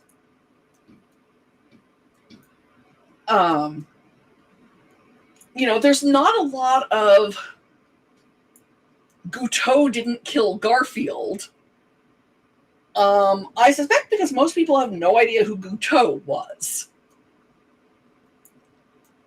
And that's another thing, is very seldom are these beliefs about anything that isn't big. People are... Yeah, how does something grow from a small thing to a small conspiracy to like a worldwide everyone? Yeah. Thing? It's a lot of these stories have a they in them. And in part that is because a lot of these people want to believe that there is someone who controls things. It would make their life make more sense if they were shaping things. Like the Jews caused the Black Plague type of thing. Yeah. There's a series that I watched when I was a kid. There's only like a half a dozen episodes of it, but it's this show called Timeline. It's on YouTube. It's a PBS show that's a series of news broadcasts from different eras in history. And one of them is the second outbreak of the plague in like 1350-ish. I don't remember the exact year, 1349, something like that. Not the one that everyone thinks of first, but there was another outbreak a few years after that. And one of the characters talks about how, in the first outbreak of plague, people blamed it on the Jews. And she said, and I don't know if this is historically accurate because it's not my era, but she says that there's a lot less of that this time because everybody remembers that the Jews died too. You know, it's hard to blame the Jews for the plague when the Jews are dying of the plague just like you are. But I'm sure there were still people who believed that simply because it was someone to blame. There's something very comforting to conspiracists. You know, the reason this happened is because of this group or because of this reason. There's always a because. And like, you can't say, okay, well, here's the 15 causes that led up to this, plus the 13 things that are why this person was in this place at this time. Like, if you look at the beginning of World War I, so many things had to happen in exactly the right way to lead to one person getting shot. And even after that, the way between being shot and the war actually starting, there was like a month or two gap that could have been evolved too. Yeah, like, you had to have this whole series of alliances, and you had to have this one person be in this specific position where he mattered any, which arguably he didn't, because he couldn't have taken the throne anyway, but that's a whole other conversation. And, you know, they had planned like 3 or 4 other possible assassinations on that same day, and they had all failed, and the guy just went to have a freaking sandwich, and then the driver got lost.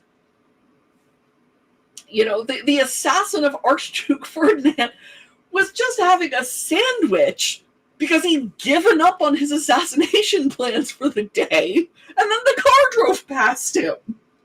Like, the world just works like that sometimes, and conspiracism does not allow for coincidence. Nothing ever just happens. You know, we'll get asked, when I was still doing this, we would get asked a lot, well, why did this happen this way? We're like, I don't know, because that's how it happened. Like, well, why didn't blah, blah, blah? Because sometimes, you know, when Big Bird found out that people die, the only answer they could give him is just because. And unfortunately, that's a basic truth of the world. You mentioned that. That was the first episode of Sesame Street I ever remember watching. Wow! I might have watched it earlier, but that's one that Mr. Hooper dying. I remember watching. I mean, that's a memorable episode. But yeah, the just because is an answer that people don't like. Sorry, very fast. And off topic. Well, same topic is the last one I remember watching was when everyone found out Mr. Snuffy was a real person. Oh yeah. Which you know why they had the adults find out that Snuffy was real, right? Why? So that kids would think that adults would believe them when they wanted to tell adults serious things. And this is tangentially tied into yet another conspiracy, Satanic Panic, and the whole McMurton preschool thing, which, whoa, that's a rabbit hole. I met the judge from that case once. He judged my junior high mock trials team once, or my high school mock trials team once. But the belief that kids needed to know adults would believe them if they told adults serious things is why the adults learned that Snuffy was real. Because this is one that a lot of people don't remember, is it wasn't that Snuffy wasn't real. Snuffy was always real. He always disappeared when people came around. Well, he just wasn't there. It's not like he became invisible or something. It's Snuffy would wander off to go do Snuffy things, and the adults would come in. They would always just miss each other. It was a joke. And they changed that so that kids would feel like they were being believed. You know, it's a real-world influence. But you look at Satanic Panic, and, McMartin in particular, the woman who brought the initial charges was an alcoholic schizophrenic. But people believed her, and that created this whole crazy, chain of events And some of the conspiracy theories start from really simple, like somebody says something phrased wrong and people take that to mean that really, you know, like one of the early reports about what gun they found in the sniper's nest in Dallas, somebody said it was the wrong type of gun. And so there's this whole conspiracy theory about how, you know, they're hiding the real gun, and what that does, I don't know. I'm not a gun person. But, and it's just the information was reported badly. A lot of 9/11 truth stuff comes from, well, they said this and then they said that. It's like, you don't remember how things were going that morning, do you? Nobody knew what was going on, you know, and they couldn't not talk about it because the building done came down. But, you know, they get this news and they had to decide, well, do we tell people or do we hold off on it and then get scooped? And there's only so much that matters today, but, you know, they're used to a certain kind of journalistic mindset. And it's this whole mess of conflicting reporting and wrong information because people had just legitimately made mistakes and all sorts of stuff like that. And conspiracists seize on every single little, this isn't what so-and-so said, to claim that, for example, the plane didn't crash in Pennsylvania. It got routed somewhere else, and the people got taken off the plane into a warehouse, and I think it was Cleveland? I don't remember. And presumably all those people, well, not all of them, because it's been, 20 plus years, but all those people are still alive and have just somehow never contacted their families. And that makes more sense than somebody said the wrong thing on the TV. Which brings me to another conspiracy theory that's recently gained bankrupt because of it, the Alex Jones Sandy Hook thing. Yeah. Oh boy. Yeah. And I've dealt with some of those people too. And, are you saying Alex Jones would just lie? Yes! Yes, I am! Some of the people who are preaching these things to you are lying and know they're lying. And you would rather believe that they're telling you the truth, like freaking Andrew Wakefield. Andrew Wakefield is a con man and a liar, alleged. But they'd rather believe Andrew Wakefield than the entire rest of the medical establishment. Are you saying that Andrew Wakefield's study could be faulty? Yes! That one doesn't even need an alleged. That's just true. And it's this who you believe, and once you believe that person, you're not going to believe anyone else. I'm like, okay, so I'm not going to believe, Raw Matt anytime soon, because Raw Matt has consistently shown that he doesn't know anything. I have yet to find anything that man knows about. He doesn't even know you need to eat food. But on the other hand, yeah, you show me new evidence. You show me evidence that somebody else was on the 6th floor of the Texas School Book Depository, and I'll believe that Lee Harvey Oswald wasn't. But until you have that evidence, I'm not going to believe that they stole the body and surgically altered Kennedy's brain. What's that conspiracy theory? And people thought that everything happened on, was it April 19th, April 20th? All that stuff happened on those a lot dates? of stuff has happened on April 20th, but, statistically, a lot of stuff has happened on every day. True. One of the things I do for my Facebook friends every day is every day a Facebook friend has a birthday. I go to the Internet Movie Database, and they have what I call the big list of birthdays, which is everybody who has an IMDb page who has a birthday on that day. Yeah. And I say, hey, you share a birthday with so-and-so.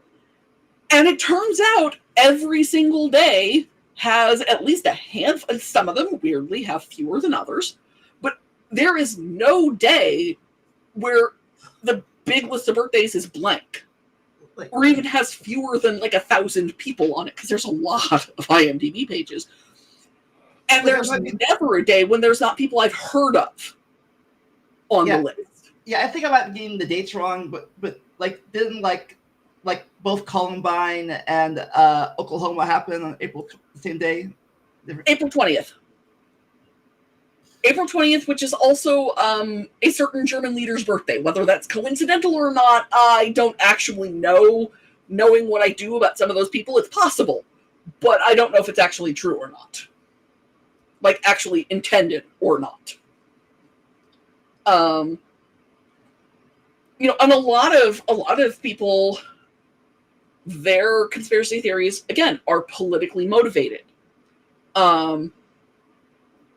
You know, the QAnon people are fairly obvious, but, you know, 9/11, it was curious. The 9/11 truther movement is fascinating because it is both a hardcore right-wing and a hardcore left-wing movement, but who they believe was really responsible is the big divider. Left-wing, it's always the CIA. If you want to know who hardcore left-wing people believe did something, it's the CIA. Despite the running joke that the reason we know that the CIA didn't have Kennedy killed is that he's dead. And yeah, there probably always will be conspiracy theorists because some of the mindset is hardwired into the human mind. We are, and this is one I got from Jay, we are a pattern recognizing species to the point that there is an actual scientific word for seeing patterns in things where there are no patterns. So Because that's such a human thing. So where do you draw the line between someone who's a skeptic doubter and a full-blown conspiracy theorist? Or is there Evidence. Okay. Can you answer the question, this is what would make me change my mind? If you can't answer the question, or if your standard of evidence is impossible to meet, where there should be a possible standard of evidence, you are now a conspiracist. Like, if the only thing that would convince you that we landed on the moon is going yourself personally to the Apollo landing sites and seeing what's left there, you are a conspiracist. You may not like the term, but that's what you are. If nothing would change your mind, oh boy, you're a conspiracist. If there's always a reason to reject the evidence. We'll call this one the wheat. This is not on Jackson. This is actual literal wheat. The wheat defense.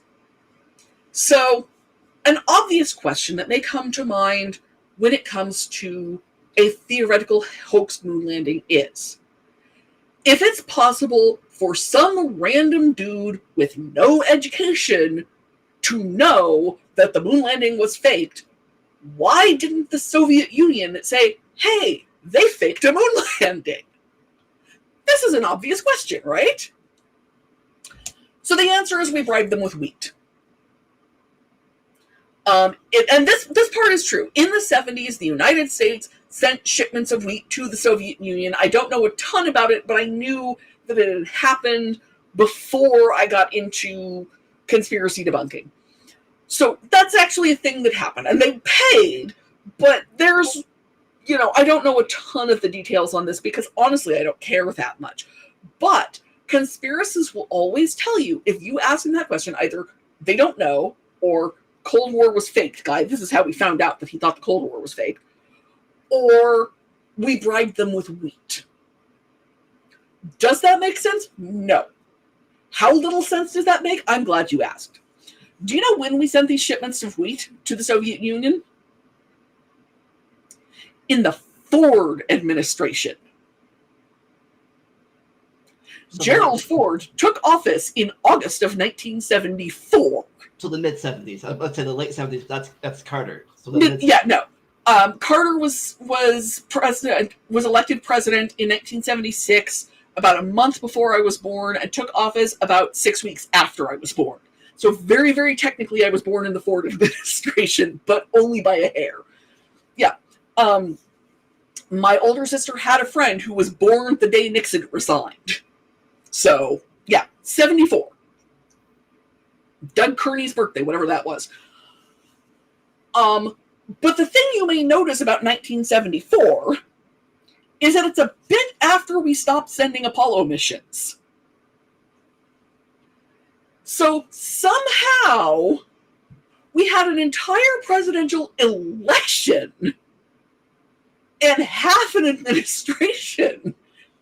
Yeah, we had about 5 years between when we claimed to have landed on the moon and when this wheat got sent. And somehow in that entire time, the Soviet Union didn't blow the whistle. So that's not an answer that makes any sense.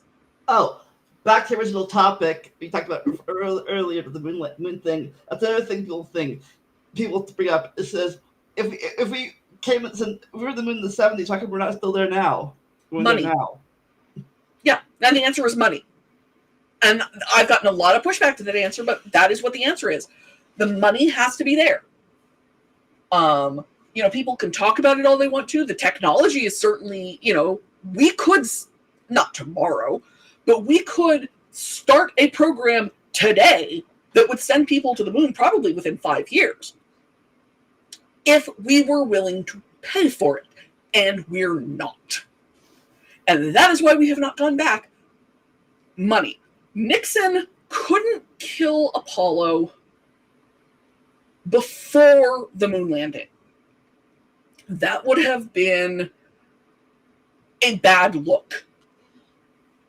Yeah, I heard another reason is because it was the Cold War caused it, because we were trying to get there first, and now we don't have any competition to get. And don't trust Elon Musk to get us there is all I can say. But Nixon hated Apollo because Kennedy had announced it and Johnson had really pushed it. And so Nixon hated it because Nixon, weird, complicated guy. So he killed it as soon as he could. So he hit it because the other party liked it? No. Kennedy and Johnson personally.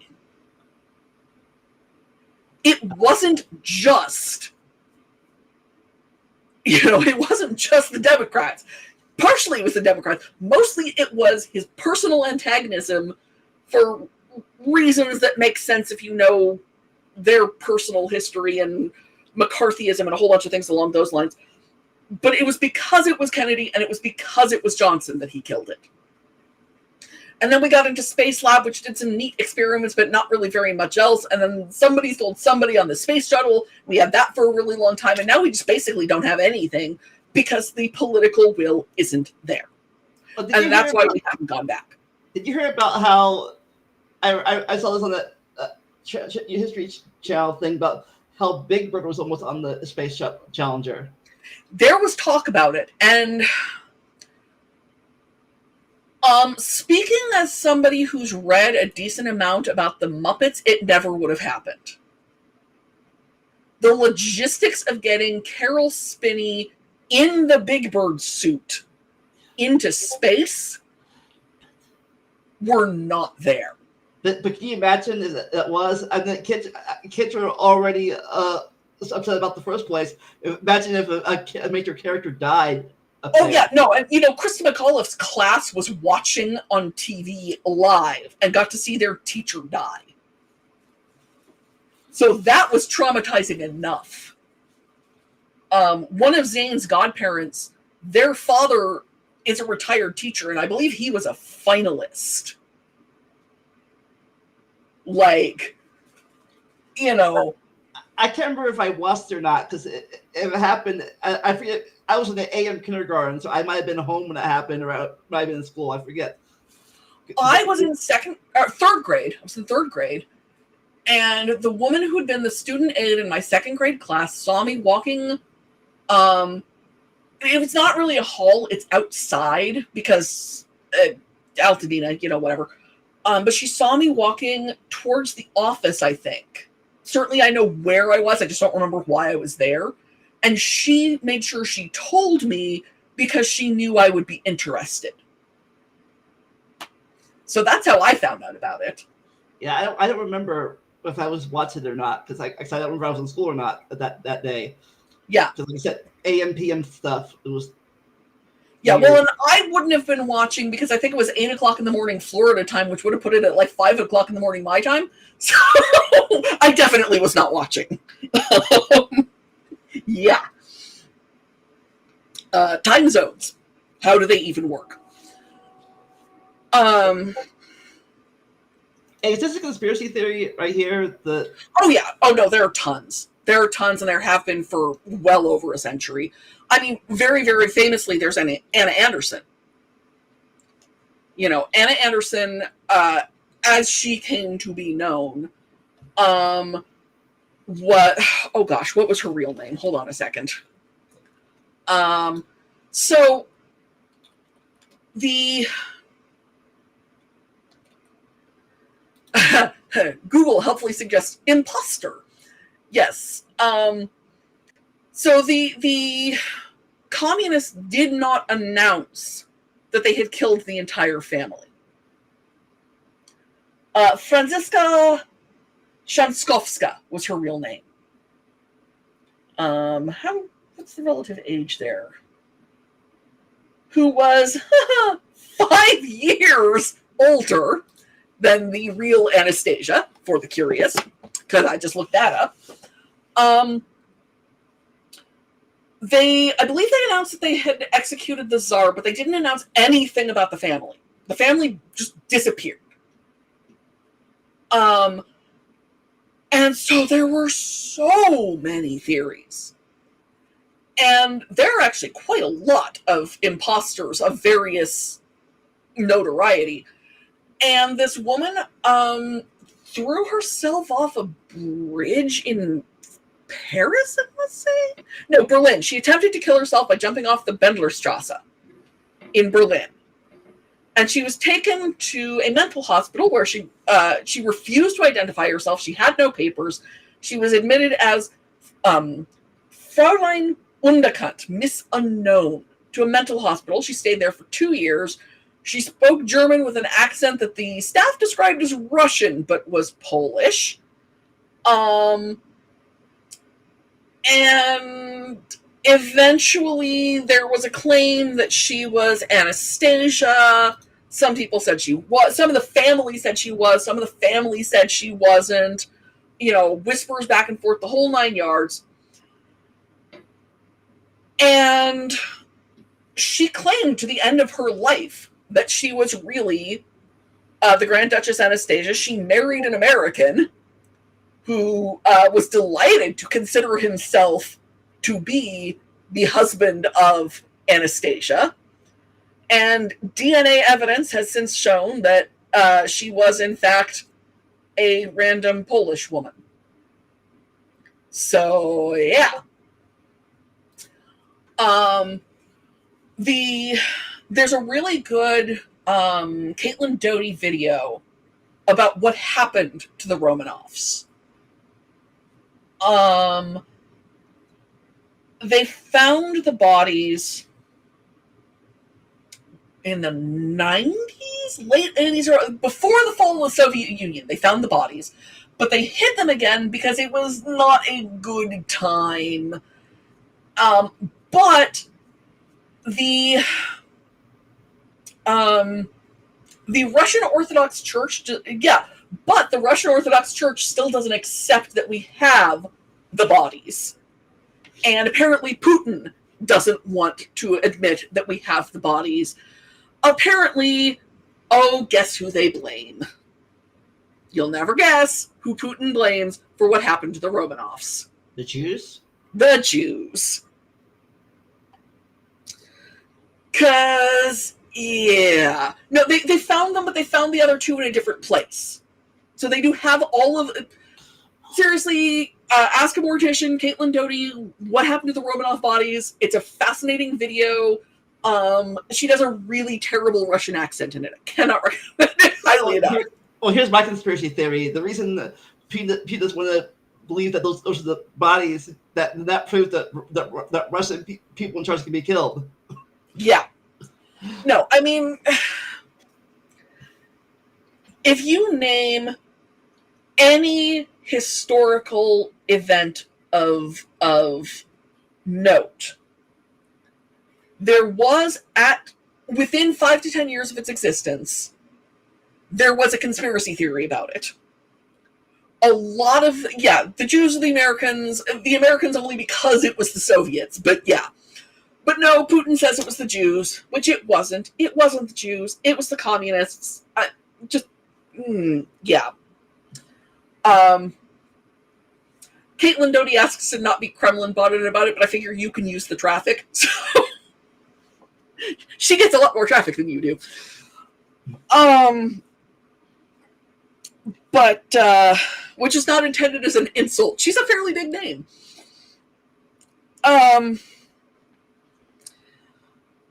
Some of the conspiracy, basically either there is still a conspiracy theory that somebody believes, or else nobody really remembers the thing.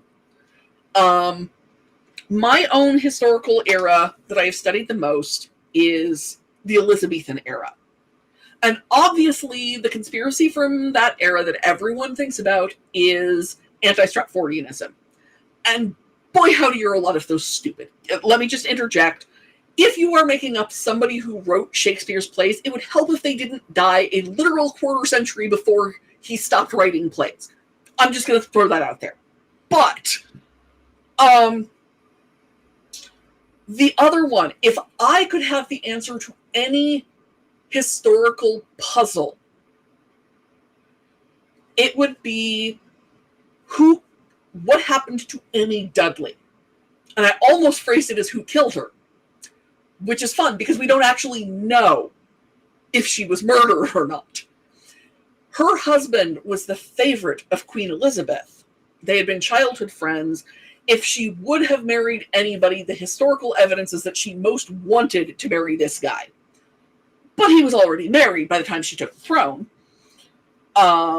Political machinations under her brother's reign. Doesn't matter. One day, she was all alone in the house. When the servants came home, she was on the floor, dead. What happened? We don't know. There was an autopsy, but it was a 16th century autopsy, so a lot of good.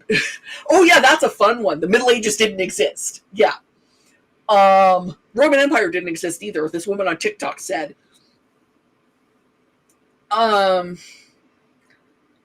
Did she die of natural causes? Did she slip and fall? Was she murdered? Did she throw herself down the stairs? We don't know. We'll never know. If I could have the answer to one historical mystery, it would be to know what happened to Amy Dudley. But 400 years on, there's still conspiracy theories because we don't know and we hate not knowing. Was it Elizabeth's? Great. Elizabeth's great uncles, the two boys in the tower thing. Oh yeah, no. I think they were her great uncles or no, they're a couple generations before that. So see, it was her grandmother's brothers. Her grandmother's brothers. Oh gosh, it was, wasn't it? Yeah, no, because Edward New York was Henry the mother. Edward the something died, and his brother Richard said that he had proof that the boys were illegitimate and hid them away in the tower and took the throne, and the boys were never seen or heard from again. He died at Bosworth Field. We found his body. He had adolescent onset scoliosis and actually was a hunchback. And I can say that because I have adolescent onset scoliosis and I'm a hunchback. And Henry VII married the boy's sister to cement his claim to the throne, which he only had by conquest. I will die on this hill, and so did Richard. And the boys were still never heard from. They found skeletons that might have been the boys, but we don't know. And yeah, so that is Elizabeth's great uncles, the princes in the tower.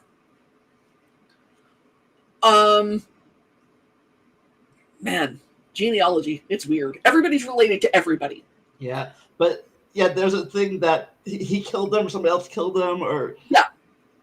Did Richard kill them? I'm personally, this may be a conspiracy theory on my part. I think that Henry VII had it done. I think it makes more sense from an examination of the evidence. But I will also admit that my knowledge of that era of Elizabethan of English history kind of scanty and doesn't really get good for another like 30 years. Because in order to marry Elizabeth, he had to make their births legal again, not illegitimate, because otherwise his marriage wouldn't count. If the boys were illegitimate, then so was their sister. And so she didn't have a claim to the throne, but if the boys were legitimate, they had a better claim than he did.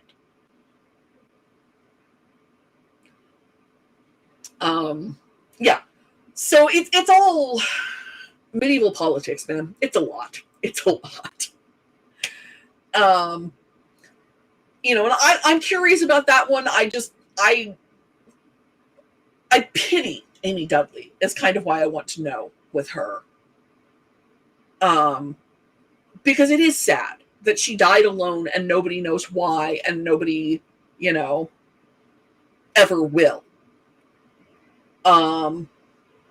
And I mean, there were pretenders to the boys for decades after, and, you know, going back to Russian history, there were Russian pretenders. History Tea Time, I think, did a video the other day on curses on the Romanov family that includes one of the major Russian pretenders. And I mean, that arguably pretenders are the monarchist equivalent of QAnon and election deniers.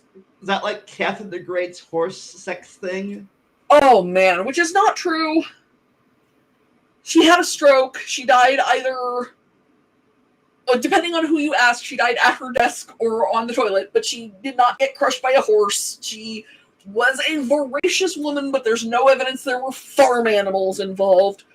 But yeah, that's another conspiracy theory, the whole how Catherine the Great died.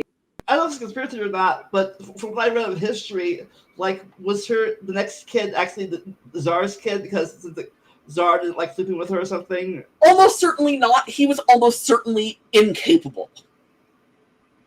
So it is almost certainly the case that the Romanov line really ended when Catherine was involved in the murder of her husband.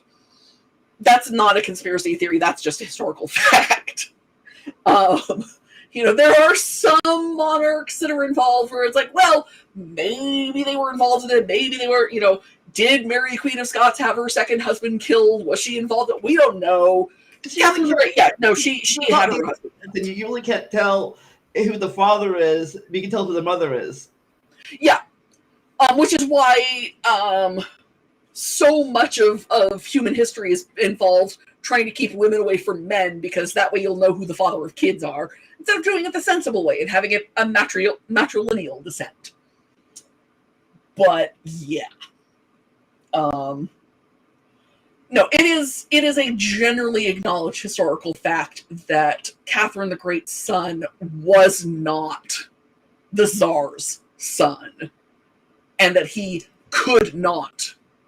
But then there was speculation that Marie Antoinette's children were not Louis the whatever's kids, and that's probably not true.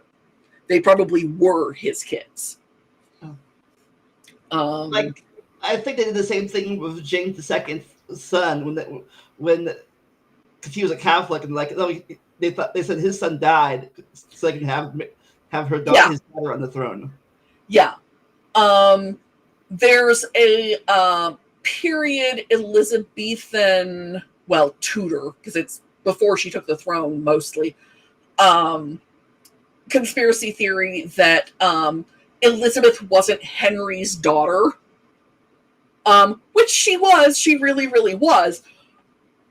But there was a belief that, since her mother had been executed for adultery and that's possible vagary. The Clan of the Cave Bear books actually end with Ayla inventing the patriarchy, which I find enormously funny. But it's the belief that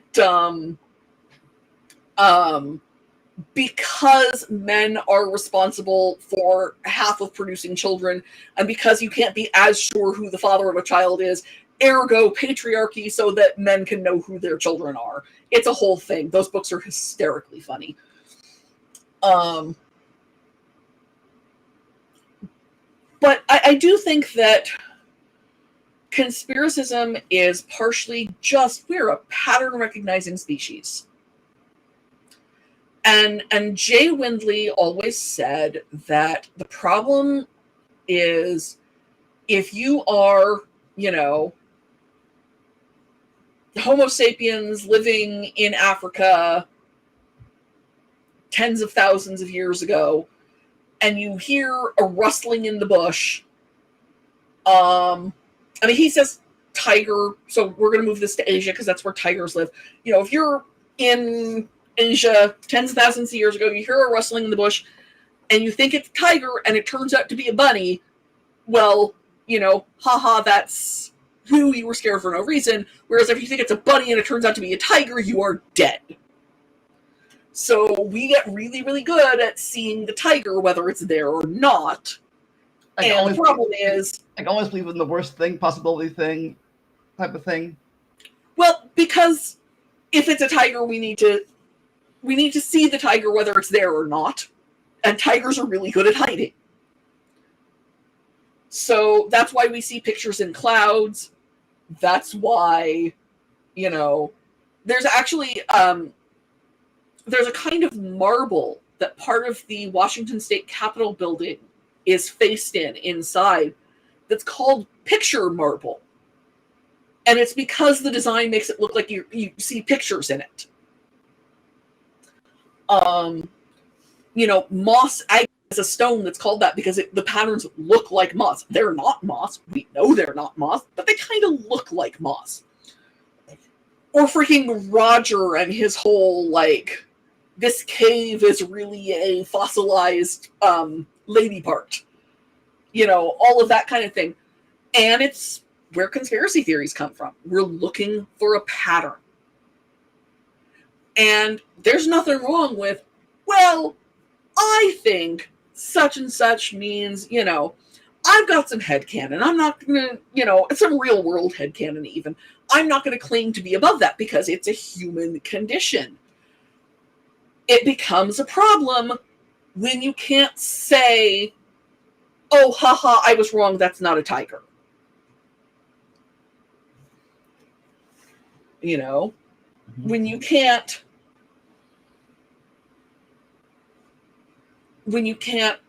see the evidence that your pattern is wrong, that's when it's a problem, and that's when it steps into conspiracism. Oh, Vagary, everyone's related to everyone. It's fascinating. I love it. The kids turn out to be, through their dad, fourth cousins 6 times removed or something ridiculous like that from Harry Truman.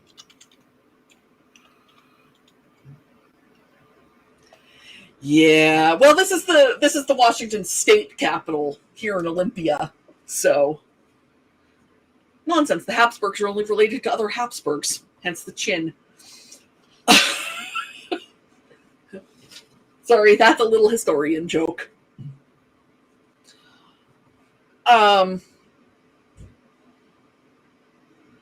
And I'm sure there was a certain, when they still could, there was a certain amount of outbreeding, just not in the royal line. Yeah, we need to know. And in some ways, that's been great for us. We were able to land on the moon because it was so important to us to know. The moon is there. There has to be a way of getting to it. We had to do it for the Soviets. Yeah, well, that.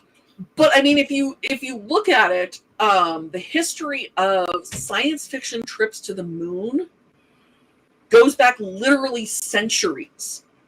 You know who wrote a science fiction story about going to the moon? Cyrano de Bergerac, who is a real historical person. The nose thing was exaggerated. I think I say Jules Verne. Even before. Jules Verne, yes, but Cyrano de Bergerac. And his is more fanciful. I did not know that. There's a Steve Martin movie called Roxanne, which is based on Cyrano de Bergerac. And there's a scene where he tells this story about aliens. And it is very, very loosely based on the historical Cyrano de Bergerac's stories about going to the moon.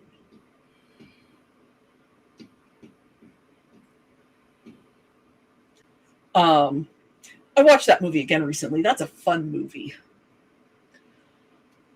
And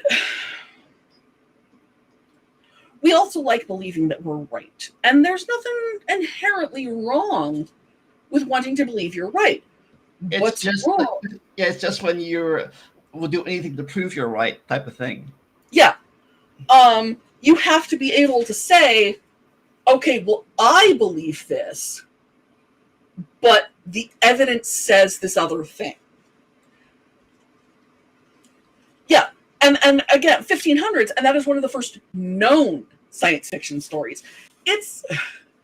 That's getting far enough back that it's really hard to define science fiction because science was kind of not entirely a thing yet in the 1500s. The answer to what would convince me I'm wrong is something you should think about with everything you believe. Everything. And that's hard to do. We as humans are not great at that. And I'm sure I've got some things that I believe that I have not yet stopped and said, okay, well, what would convince me that I'm wrong?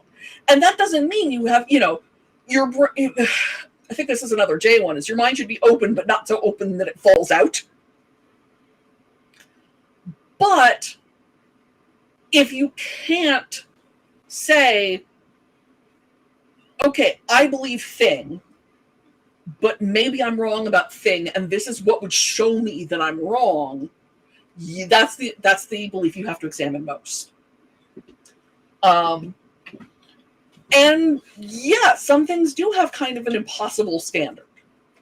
What would convince me that vaccines secretly kill people? A whole lot more dead people, frankly.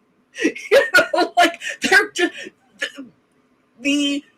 that one is as disproven as it is possible for something to be. Yes, pliable but not slim. Or slime, yes. Either one, really. So, what would convince me that the moon landings was faked? Explaining how they did it. If you cannot explain how the moon landings were faked, then the burden of proof is not met. The burden of proof is on the person who says documented history is wrong. And you know what? Burdens of proof like that get met all the time. For decades at least, there was a belief that ulcers were caused by stress. Everybody knew that. And you avoid stress and you're careful of your diet. Yeah, COVID doesn't kill people, so what caused the spike in all-cause mortality? Right, exactly. Before the vaccine, because people will claim it was the vaccine, even though non-vaccinated people, you know what? Yeah, we all know. But you have to be able to explain. So these guys, they said, and they wouldn't won a Nobel Prize for it. They said, well, we don't think ulcers are caused by stress. We think they're caused by bacteria. And the way they chose to prove that was a lot, because they drank the bacteria that they believed caused ulcers. And you know what happened? They got ulcers. And they took antibiotics, and the ulcers went away. Yeah, I think I heard something about that. Like, it was ulcers or heartburn or like spicy stuff. They thought spicy stuff caused heartburn, but it was like bacteria or virus or something. Mm-hmm. Yeah, no, it's ulcers. They believed that ulcers were, caused by bacteria, and they proved it. It was believed that women having a lot of heartburn proves that their babies have a lot of hair. Was an old wives' tale, and then they did studies, and it turns out that one's actually true, which explains why I had so much heartburn when I was pregnant with Sandy, because she was born with a ton of hair. So what you do is you go and you look for the evidence. Here's one. I wouldn't qualify it as a conspiracy theory, but it is, we'll call it a folk belief. The belief that crime and lunacy, so to speak, and things like that happen more often at the full moon. Everybody believes that. And then you do studies, and it turns out it's not true. Crime doesn't spike, hospital admissions don't spike, psych admissions don't spike. Humans are not that connected to the moon. Yeah, Göbekli Tepe, which there's still some debate about whether we just haven't found the evidence of agriculture or not, or maybe there was a city before there was agriculture. But we made this discovery, and now we're rewriting the history books. The joke on the Bad Astronomy Board back in the day used to be that you prove science wrong and you win the free trip to Sweden. And it's free trip to Sweden season right now, too. Because what that meant was, if you can overturn science, admittedly, this is only a handful of, since, physics is one of them, that was a physics board, you win the Nobel Prize. You overturn science, you get all of this. And conspiracists and young earth creationists and people along those lines aren't going through the work. They aren't providing the evidence, and they're making stuff up. I cannot tell you the number of things where I've said, no, but that isn't true. Like, here is document. I once was dealing with an anti-vaxxer who insisted that the reason we have eliminated smallpox was increased sanitation. And that really we had eliminated this whole wide list of diseases, but people only talked about smallpox. And that's not true. And I went through and I found enormous numbers of,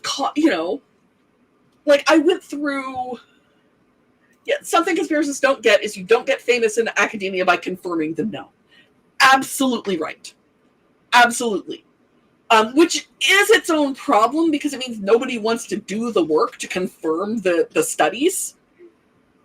But, rather than hiding a cure for cancer, cure cancer and get the trip to Sweden. I think if one of the, I think if we mentioned it, they said if a creationist could actually confirm that evolution was false, they'd get a Nobel Prize themselves. Yeah, absolutely. If you could prove, and in one of the Science of Discworld books, they're talking about how one of them was listening to a radio show in the Bible Belt, and somebody was demanding to know why Darwin didn't win a Nobel Prize if evolution was true. And the answer is because Nobel Prizes didn't exist yet. Which is a really simple answer. Because Nobel Prizes didn't exist yet. And it does not take a lot of research to find that answer. But if if if one of the Matts or Bad Jackson or any of those people could actually provide the evidence that evolution is false, I believe, not sure which Nobel, but I believe there's a Nobel that they would qualify for. And certainly there's lots of other awards that they would get if they could actually prove. Yeah, if you could cure cancer, you would be so, and you can't cure cancer because cancer is not one disease, but for the purposes of conspiracists thinking, no, it's not. This is the other thing, is oversimplification is a big thing in conspiracy circles. But if you could cure cancer, you would be so rich.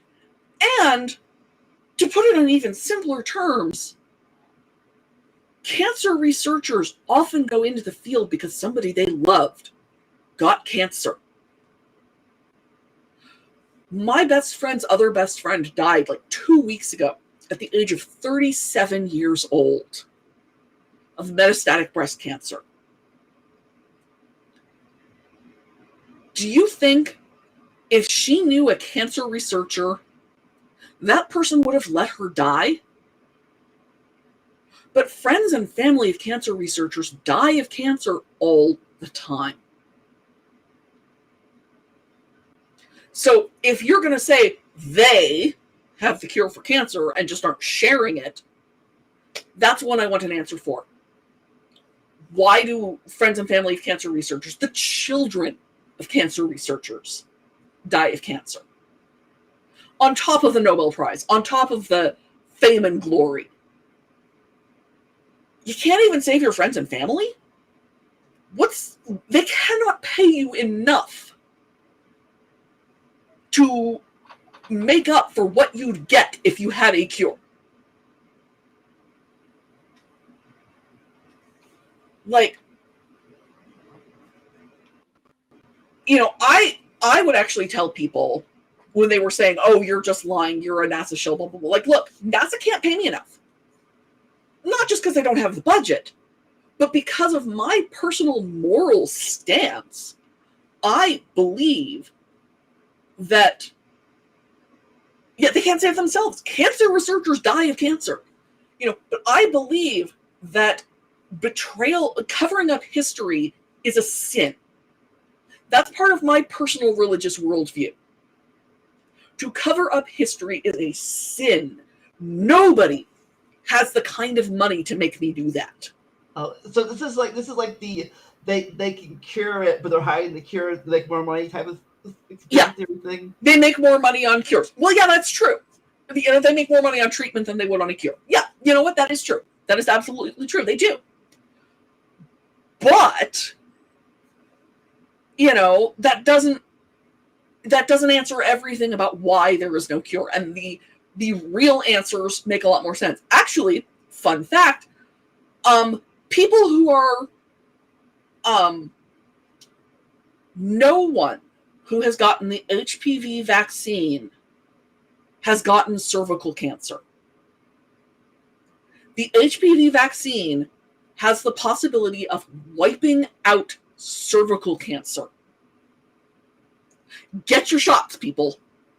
I'm too old. They won't give it to me anymore. But if you are young enough, so they will give you an HPV vaccine, get your shot. Zane is going to be old enough in about a year or two. He's getting his shot. Because we can wipe out an entire form of cancer. Is that a recent thing? I don't remember it being right now Zane's age. The HPV, I have always been too old, as long as they've had one.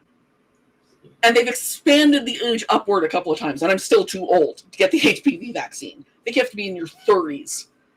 So if you are under whatever the age is, go get your shot. So I just missed it then.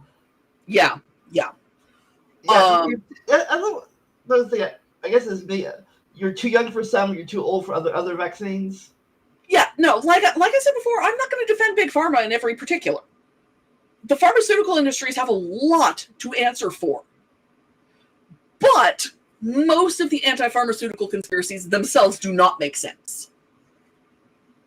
If we have a cure for cancer, but it's a vaccine, but you can get this vaccine that will keep you from getting this kind, if you're the right age, that will keep you from getting this kind of cancer. Like the leaps you have to go through in order to square this for yourself are too big. Conspiracies are a way of making the world seem simple that in reality make it a lot more complex. I'm glad we're the right age for COVID. We're too old for HPV. We're too young for singles. Yeah. Well, when the COVID vaccine first came out, Sandy was too young, and that was stressful.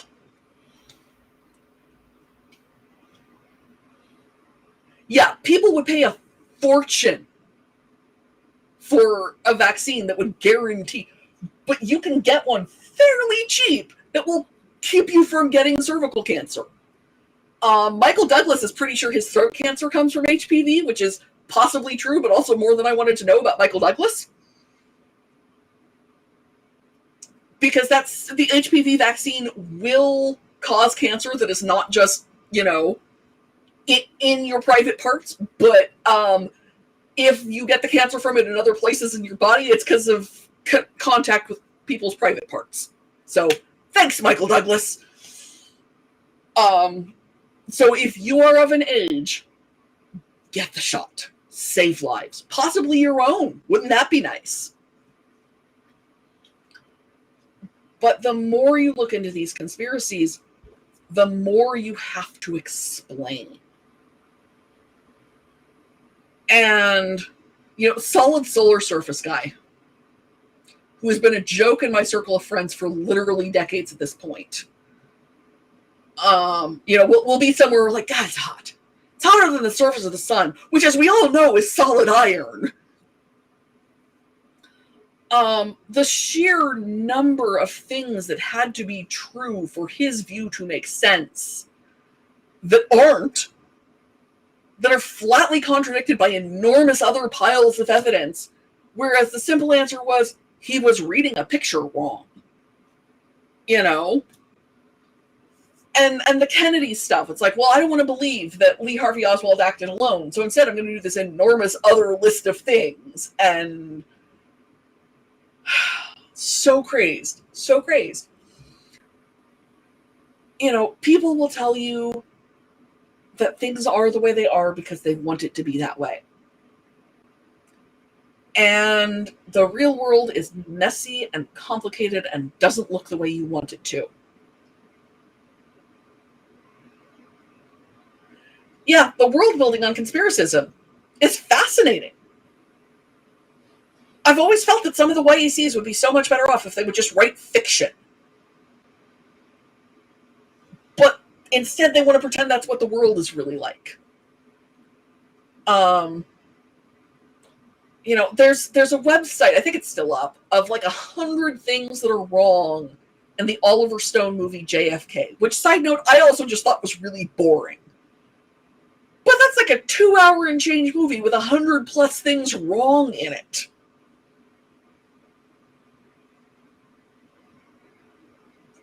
We want the world to make sense. Yeah, the world needs to be controlled by someone. Jackie Kennedy, after her husband was killed, said something along the lines of, it couldn't even be about civil rights. She wanted, if her husband had to be murdered, at least it could have been for something important. And it wasn't. Just a little nobody who always was a nobody, and the only reason he's not is that he succeeded in, one shot. Yeah. Well, I think it's because believing in conspiracy will ruin your ability to write decent fiction, because conspiracies don't have to hang properly.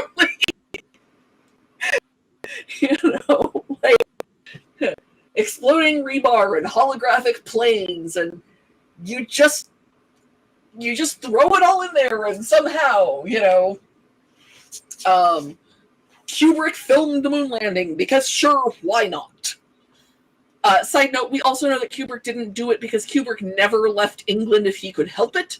And no matter where they were going to send him to film the moon landing, it wasn't going to be in England. So it couldn't have been Kubrick. Yeah. Oh, we talked about this at the very beginning of the video 2 hours ago. Mm-hmm. Yeah, and I mean, I know some wild beliefs from hoax believers. I made a sampler for a friend of mine that I met through the Bad Astronomy Board back in the day, and it's Apollo themed. And one of the quotes on it is, "You're a liar and a coward and a thief." Bart Sibrel, because that's the hoax believer that Buzz Aldrin punched. Becca Giustiano, I mean, fiction has to be believable. Real life has no such restriction. Yeah, Mark Twain said something about that too, I think. And the other one that I put on there that was from a hoax believer was this was a guy who went by the name of Moon Man, and his complaint was that the ascent stage went up like a rocket. And we were like, well, yes. So I said back at the beginning that there was no correlation between intelligence and conspiracism one way or the other. That being said, I do know some delightfully stupid stories from conspiracists. Moonman is also the guy who came up with the ever popular, exactly how far from the surface of the moon does this alleged vacuum start? Yes. Moonman honestly would have gotten along fairly well with Rob Matt, from what I can tell, because he didn't know anything about anything either.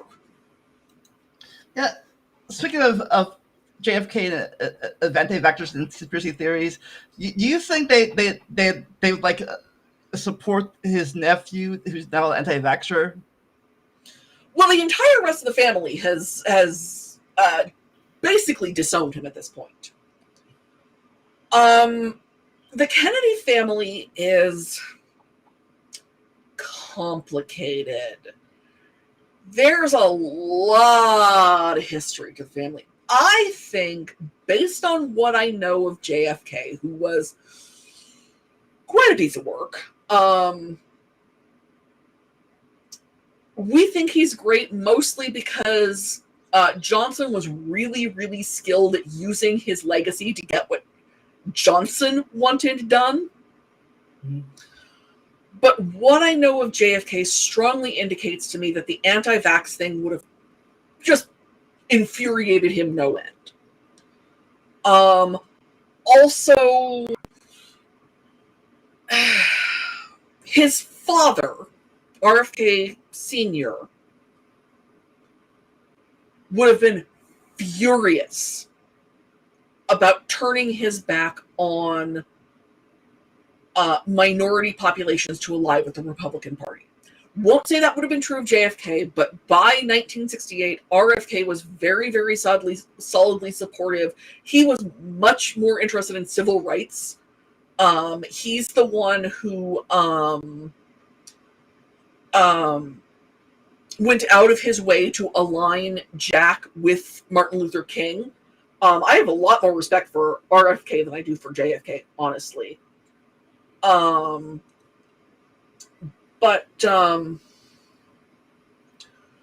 I really think RFK Sr. would have been horrified had he known some of the direction his son would go in. Don't know as much about JFK. I think some of it would have made him really angry. I don't know if as much of it would have. Well, you have to also remember that Johnson, who is also an extremely complicated man, would go in front of Congress and say things like, we need to pass this legislation for our fallen leader. It wasn't stuff that JFK really cared all that much about, but Johnson did, and Johnson knew that it would get passed if he could hide behind the corpse of JFK and say that it was JFK who really wanted it. So, you know, JFK himself, not much of a hero, but Johnson sure liked pretending he was. despite not having particularly liked him personally and having really deeply loathed Bobby. 60s politics is weird. Like, do you?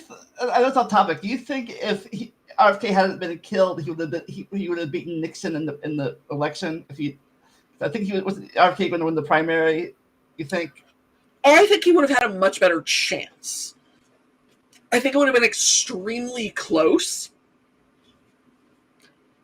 But I do think that no Democrat other than Bobby had a real chance at beating Nixon. No, that's true. I have a lot of things to say about a lot of people who lived long, who died young, and turned out to have been really horrible people.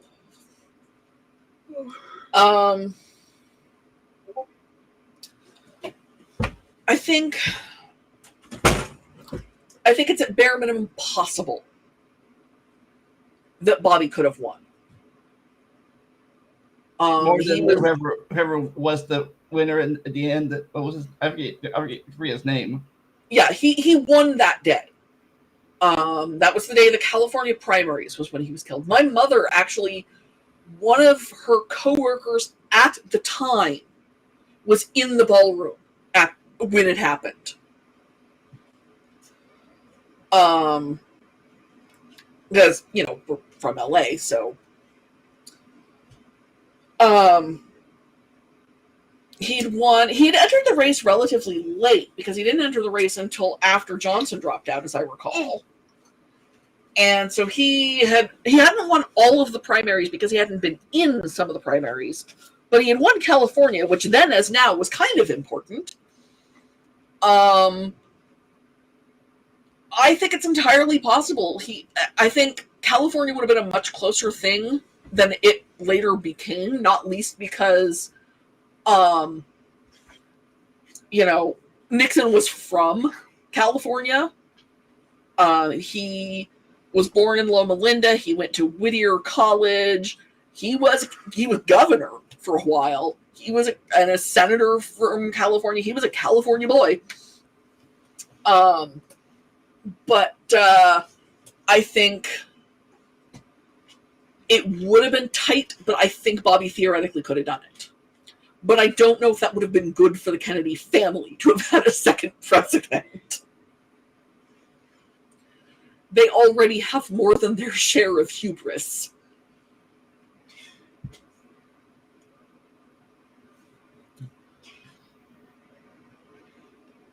Oh, God. If the president does it, it's not a crime. Apparently, both Nixon and the current Supreme Court. All right, so wrapping this up, this is, I guess, getting late for you, or is it early for you still? I forget. It's still early for me. I'm further west than you are. Can I say hi? You can say hi, but then you need to go. Hi. Hi. So, if we're wrapping this up now, I think it looks like your kid's need attention. No, it's my night off for parenting. She's supposed to be bothering. But is there more you want to say about this, or do you want to wrap this up in 10 minutes, give or take? I think that it's easy to think that your perspective is fact and their perspective is conspiracism. And I think that that's something you need to be really careful of.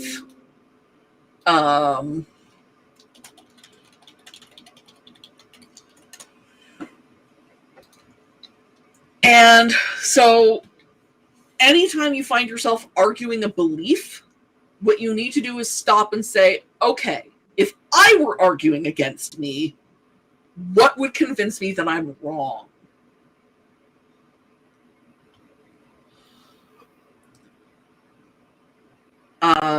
Because if you can't answer, if you can't answer that question, Megri, then That's dipping into conspiracist thinking, and you need to really take a minute. That's how we get into things like Lost Cause mythology and Young Earth creationism and all those other people we know who can't admit when they're wrong. And I would like to emphasize, I have never claimed to be a professional about any of these things. Well, eldritch squid monsters do have their privileges. I have never said that I'm a mental health professional. I'm not a scientist of any kind. This is all based on reading and personal experience.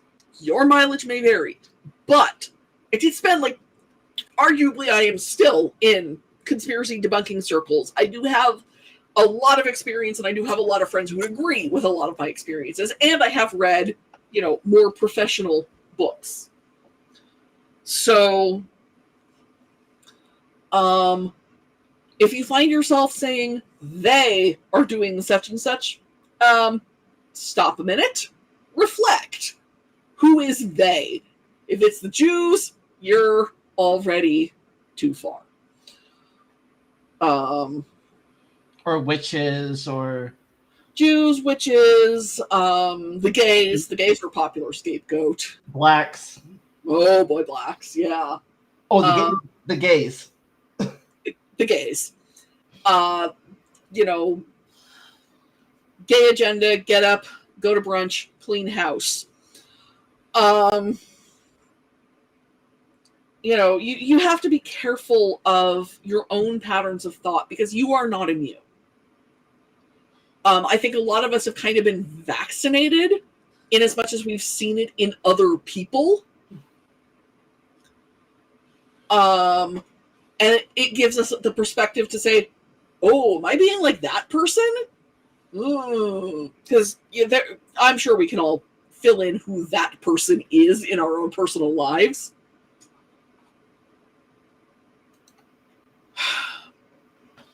No, I wouldn't say. I would probably go with as much as 75% of conspiracies are gateways to it's the Jews.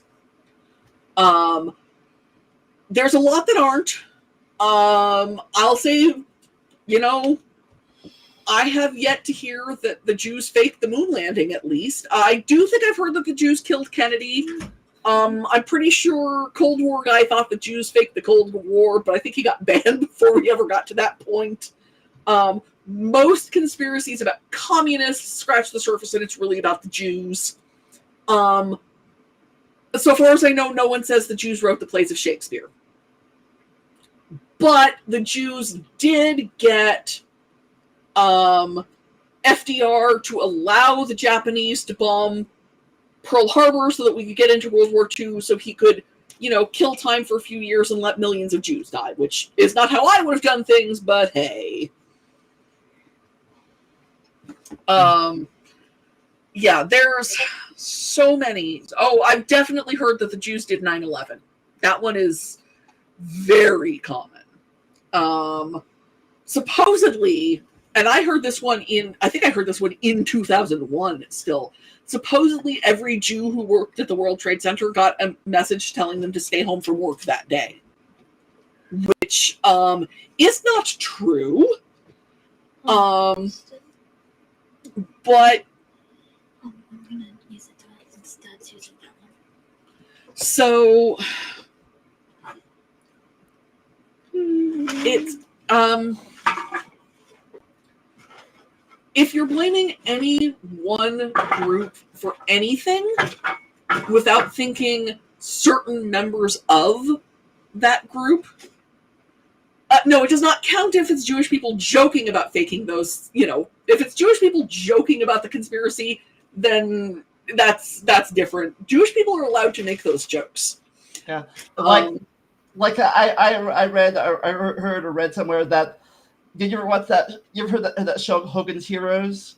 Oh yes, I watched Hogan's Heroes as a child in rerun. The two Nazi commanders of the camp were really Jewish people. I'm pretty sure that one of them was. I don't remember about the other. But yeah, most of the pagans I know make jokes about the things that witches do. we're all really loving Agatha all along. Patty Lupone got a great tirade in the most recent episode about pop culture witches. But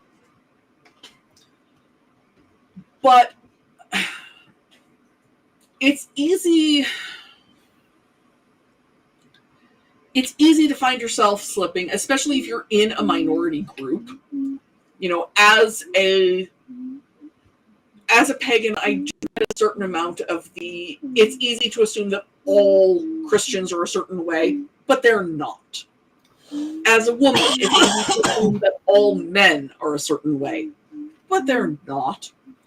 But from the perspective of being outside that group, you have to understand why it's hard for us to, why we have to force ourselves to force ourselves to remember that you're not all like that. And it's up to you to prove to us. Sorry.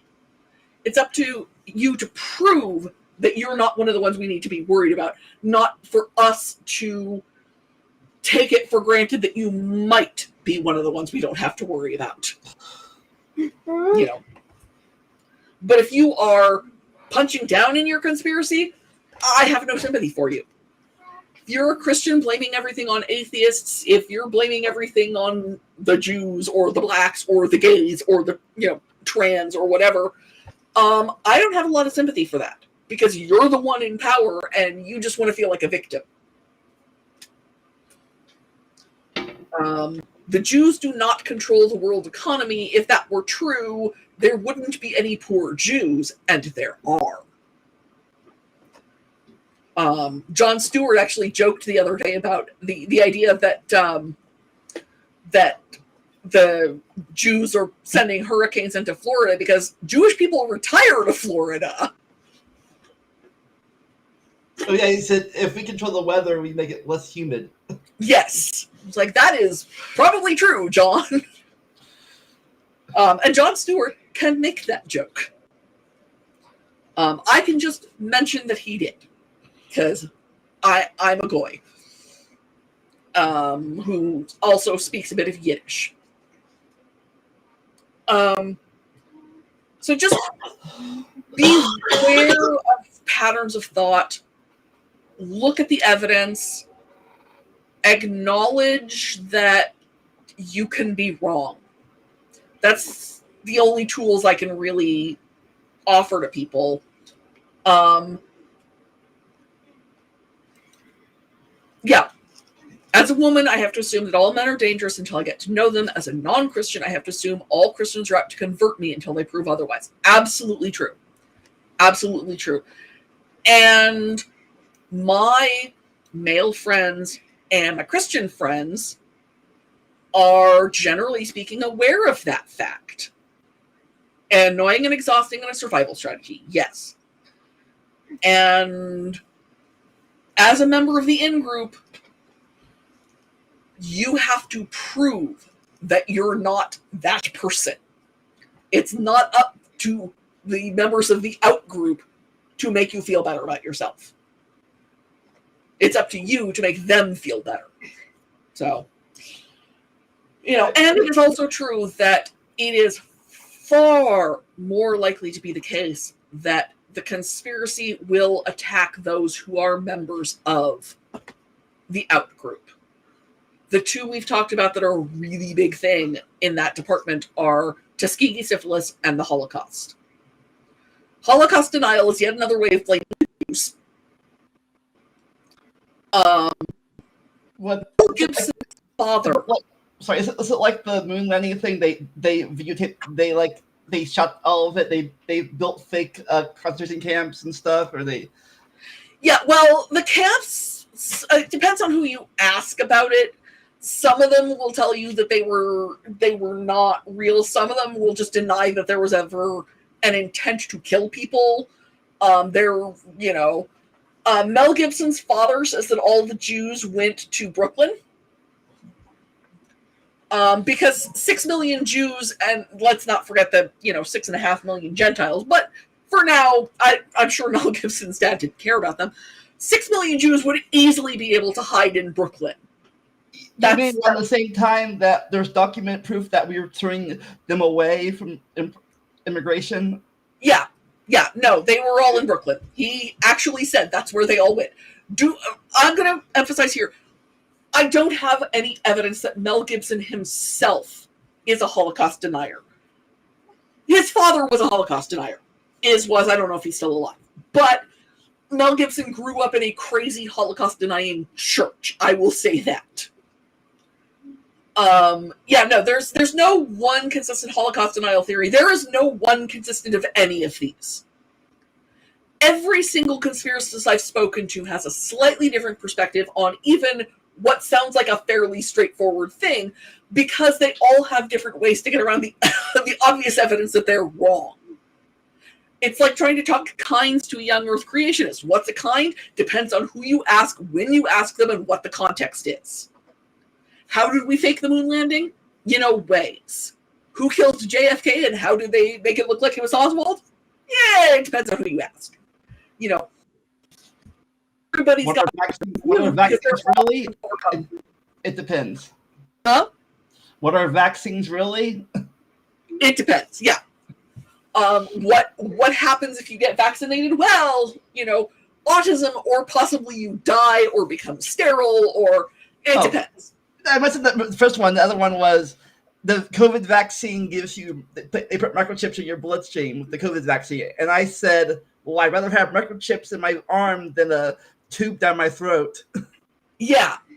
Like, oh no, Bill Gates is going to track every move. Like, your phone doesn't do that for you. Like, yeah. That's why I have an Apple phone. Only Steve Jobs tracked me, not Bill Gates. No kidding. Right, and he's dead. Actually, he was himself a conspiracist. He tried to treat his cancer with an organic diet, I think. Something ridiculous like that. And look how much good it did for him. Anyone, like you said, anyone can fall for it. Anyone can fall for it. You are not too smart to fall for conspiracy theories. You are not too experienced to fall for conspiracy theories. You may have spent too much time around conspiracy theories, but even then you can find yourself...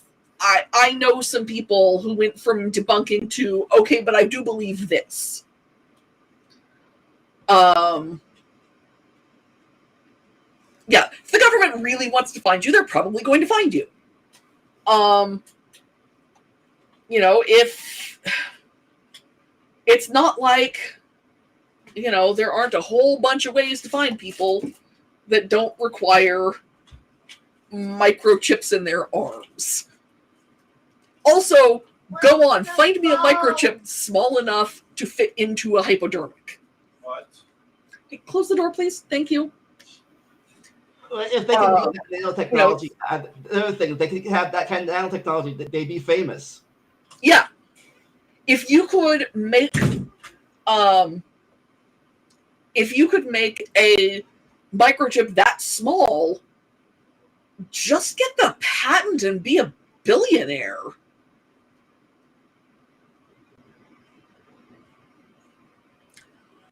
Smart people are much better at building structures to protect their beliefs. I will say that a lot of smart people are also taught how to research better because of the expectation that they will go to college, but that is very much dependent on your school system, and is not a universal. And goodness knows I went to college with some people who believe some stupid conspiracy nonsense. So I think Dapper's proof that getting a college degree is a college degree. Means you work at AIG. A lot of AIG people have college degrees. Does it mean? But you notice how they never cite their own fields when they're talking about evidence, because they have to know. They have to know the stuff in their field, and that's another thing.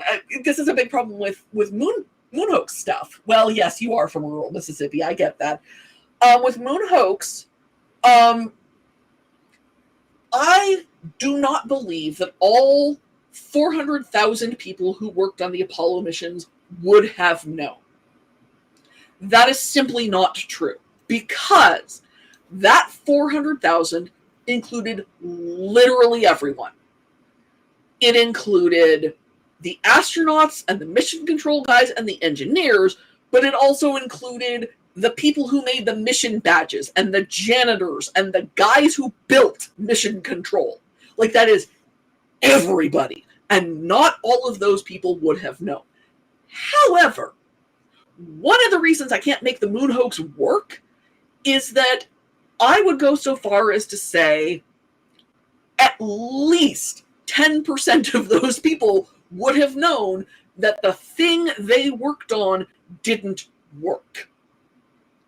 Unless they made it so it worked, in which case the thing they worked on worked, and it has to be somebody else's thing that didn't work. But if, 40,000 people all knew that the thing they worked on worked and was what was needed to get to the moon, that's too many people to hide the secret. Secrets don't keep. Both Watergate and Iran-Contra were 18 months from planning to being in the national news. 18 months. And Watergate and Iran-Contra were both much smaller than landing someone on the moon. Yeah, if it was filmed on a film stage, good luck hiding that from the janitors and the cameramen and the people who built the soundstage, because the requirements of that soundstage, people don't realize, but because they all think, well, all of Apollo 1 took place in a fairly small area, and that's true, but Apollo 12 didn't. Apollo 14 didn't. Once they had the rover, the moon buggy, I can't remember what it's actually called suddenly, they went miles in unbroken shots of driving, and you can see the landscape around them change. Where do you film that? Leaving aside the zero gravity thing, leaving aside the, not zero gravity, 1/6 gravity, and the zero atmosphere thing is what I meant. Where do you film that where you can have a black sky the whole time without having obvious, city lights and things, and obvious plants? Lunar rover, thank you. Don't know why my brain went numb on that point. But, there is nowhere you could have filmed that where you didn't have to have an enormous crew of guys, pulling up plants or whatever, leaving aside the other thing that could not have been faked in an outdoor filming location, like wind. It doesn't make sense.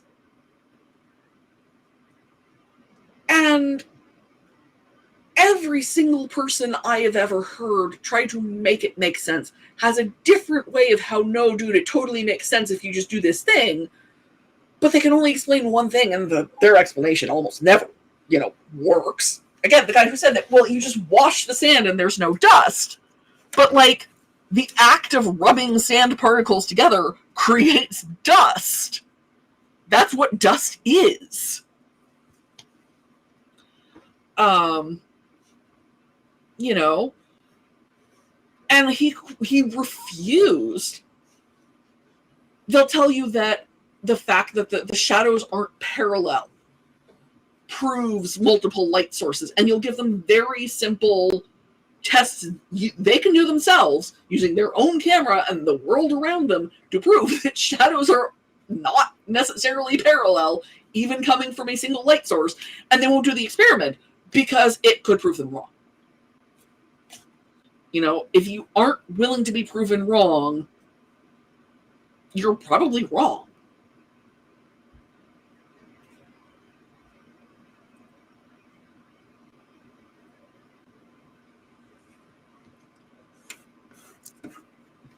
I'm not going to say definitely wrong because, stopped clocks and all that. But if you're not willing to be proven wrong, it's a decent shot that you're just wrong.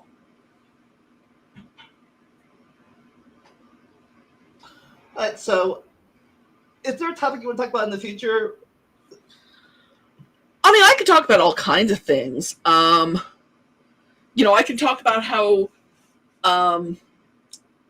a fun topic is the Best Original Song Oscar category, which is a fascinating deep dive. I'm big on movie history. I'm big on A lot of literature stuff, a lot of history stuff.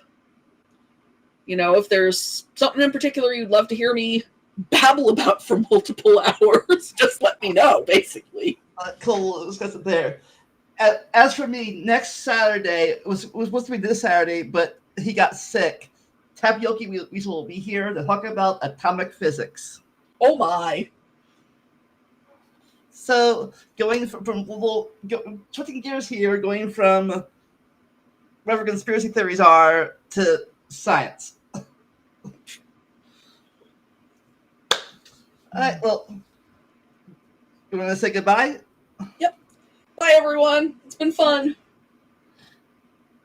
As I always say, oh, hold on. Before we go, let's see. Oh, yes. What? Yep.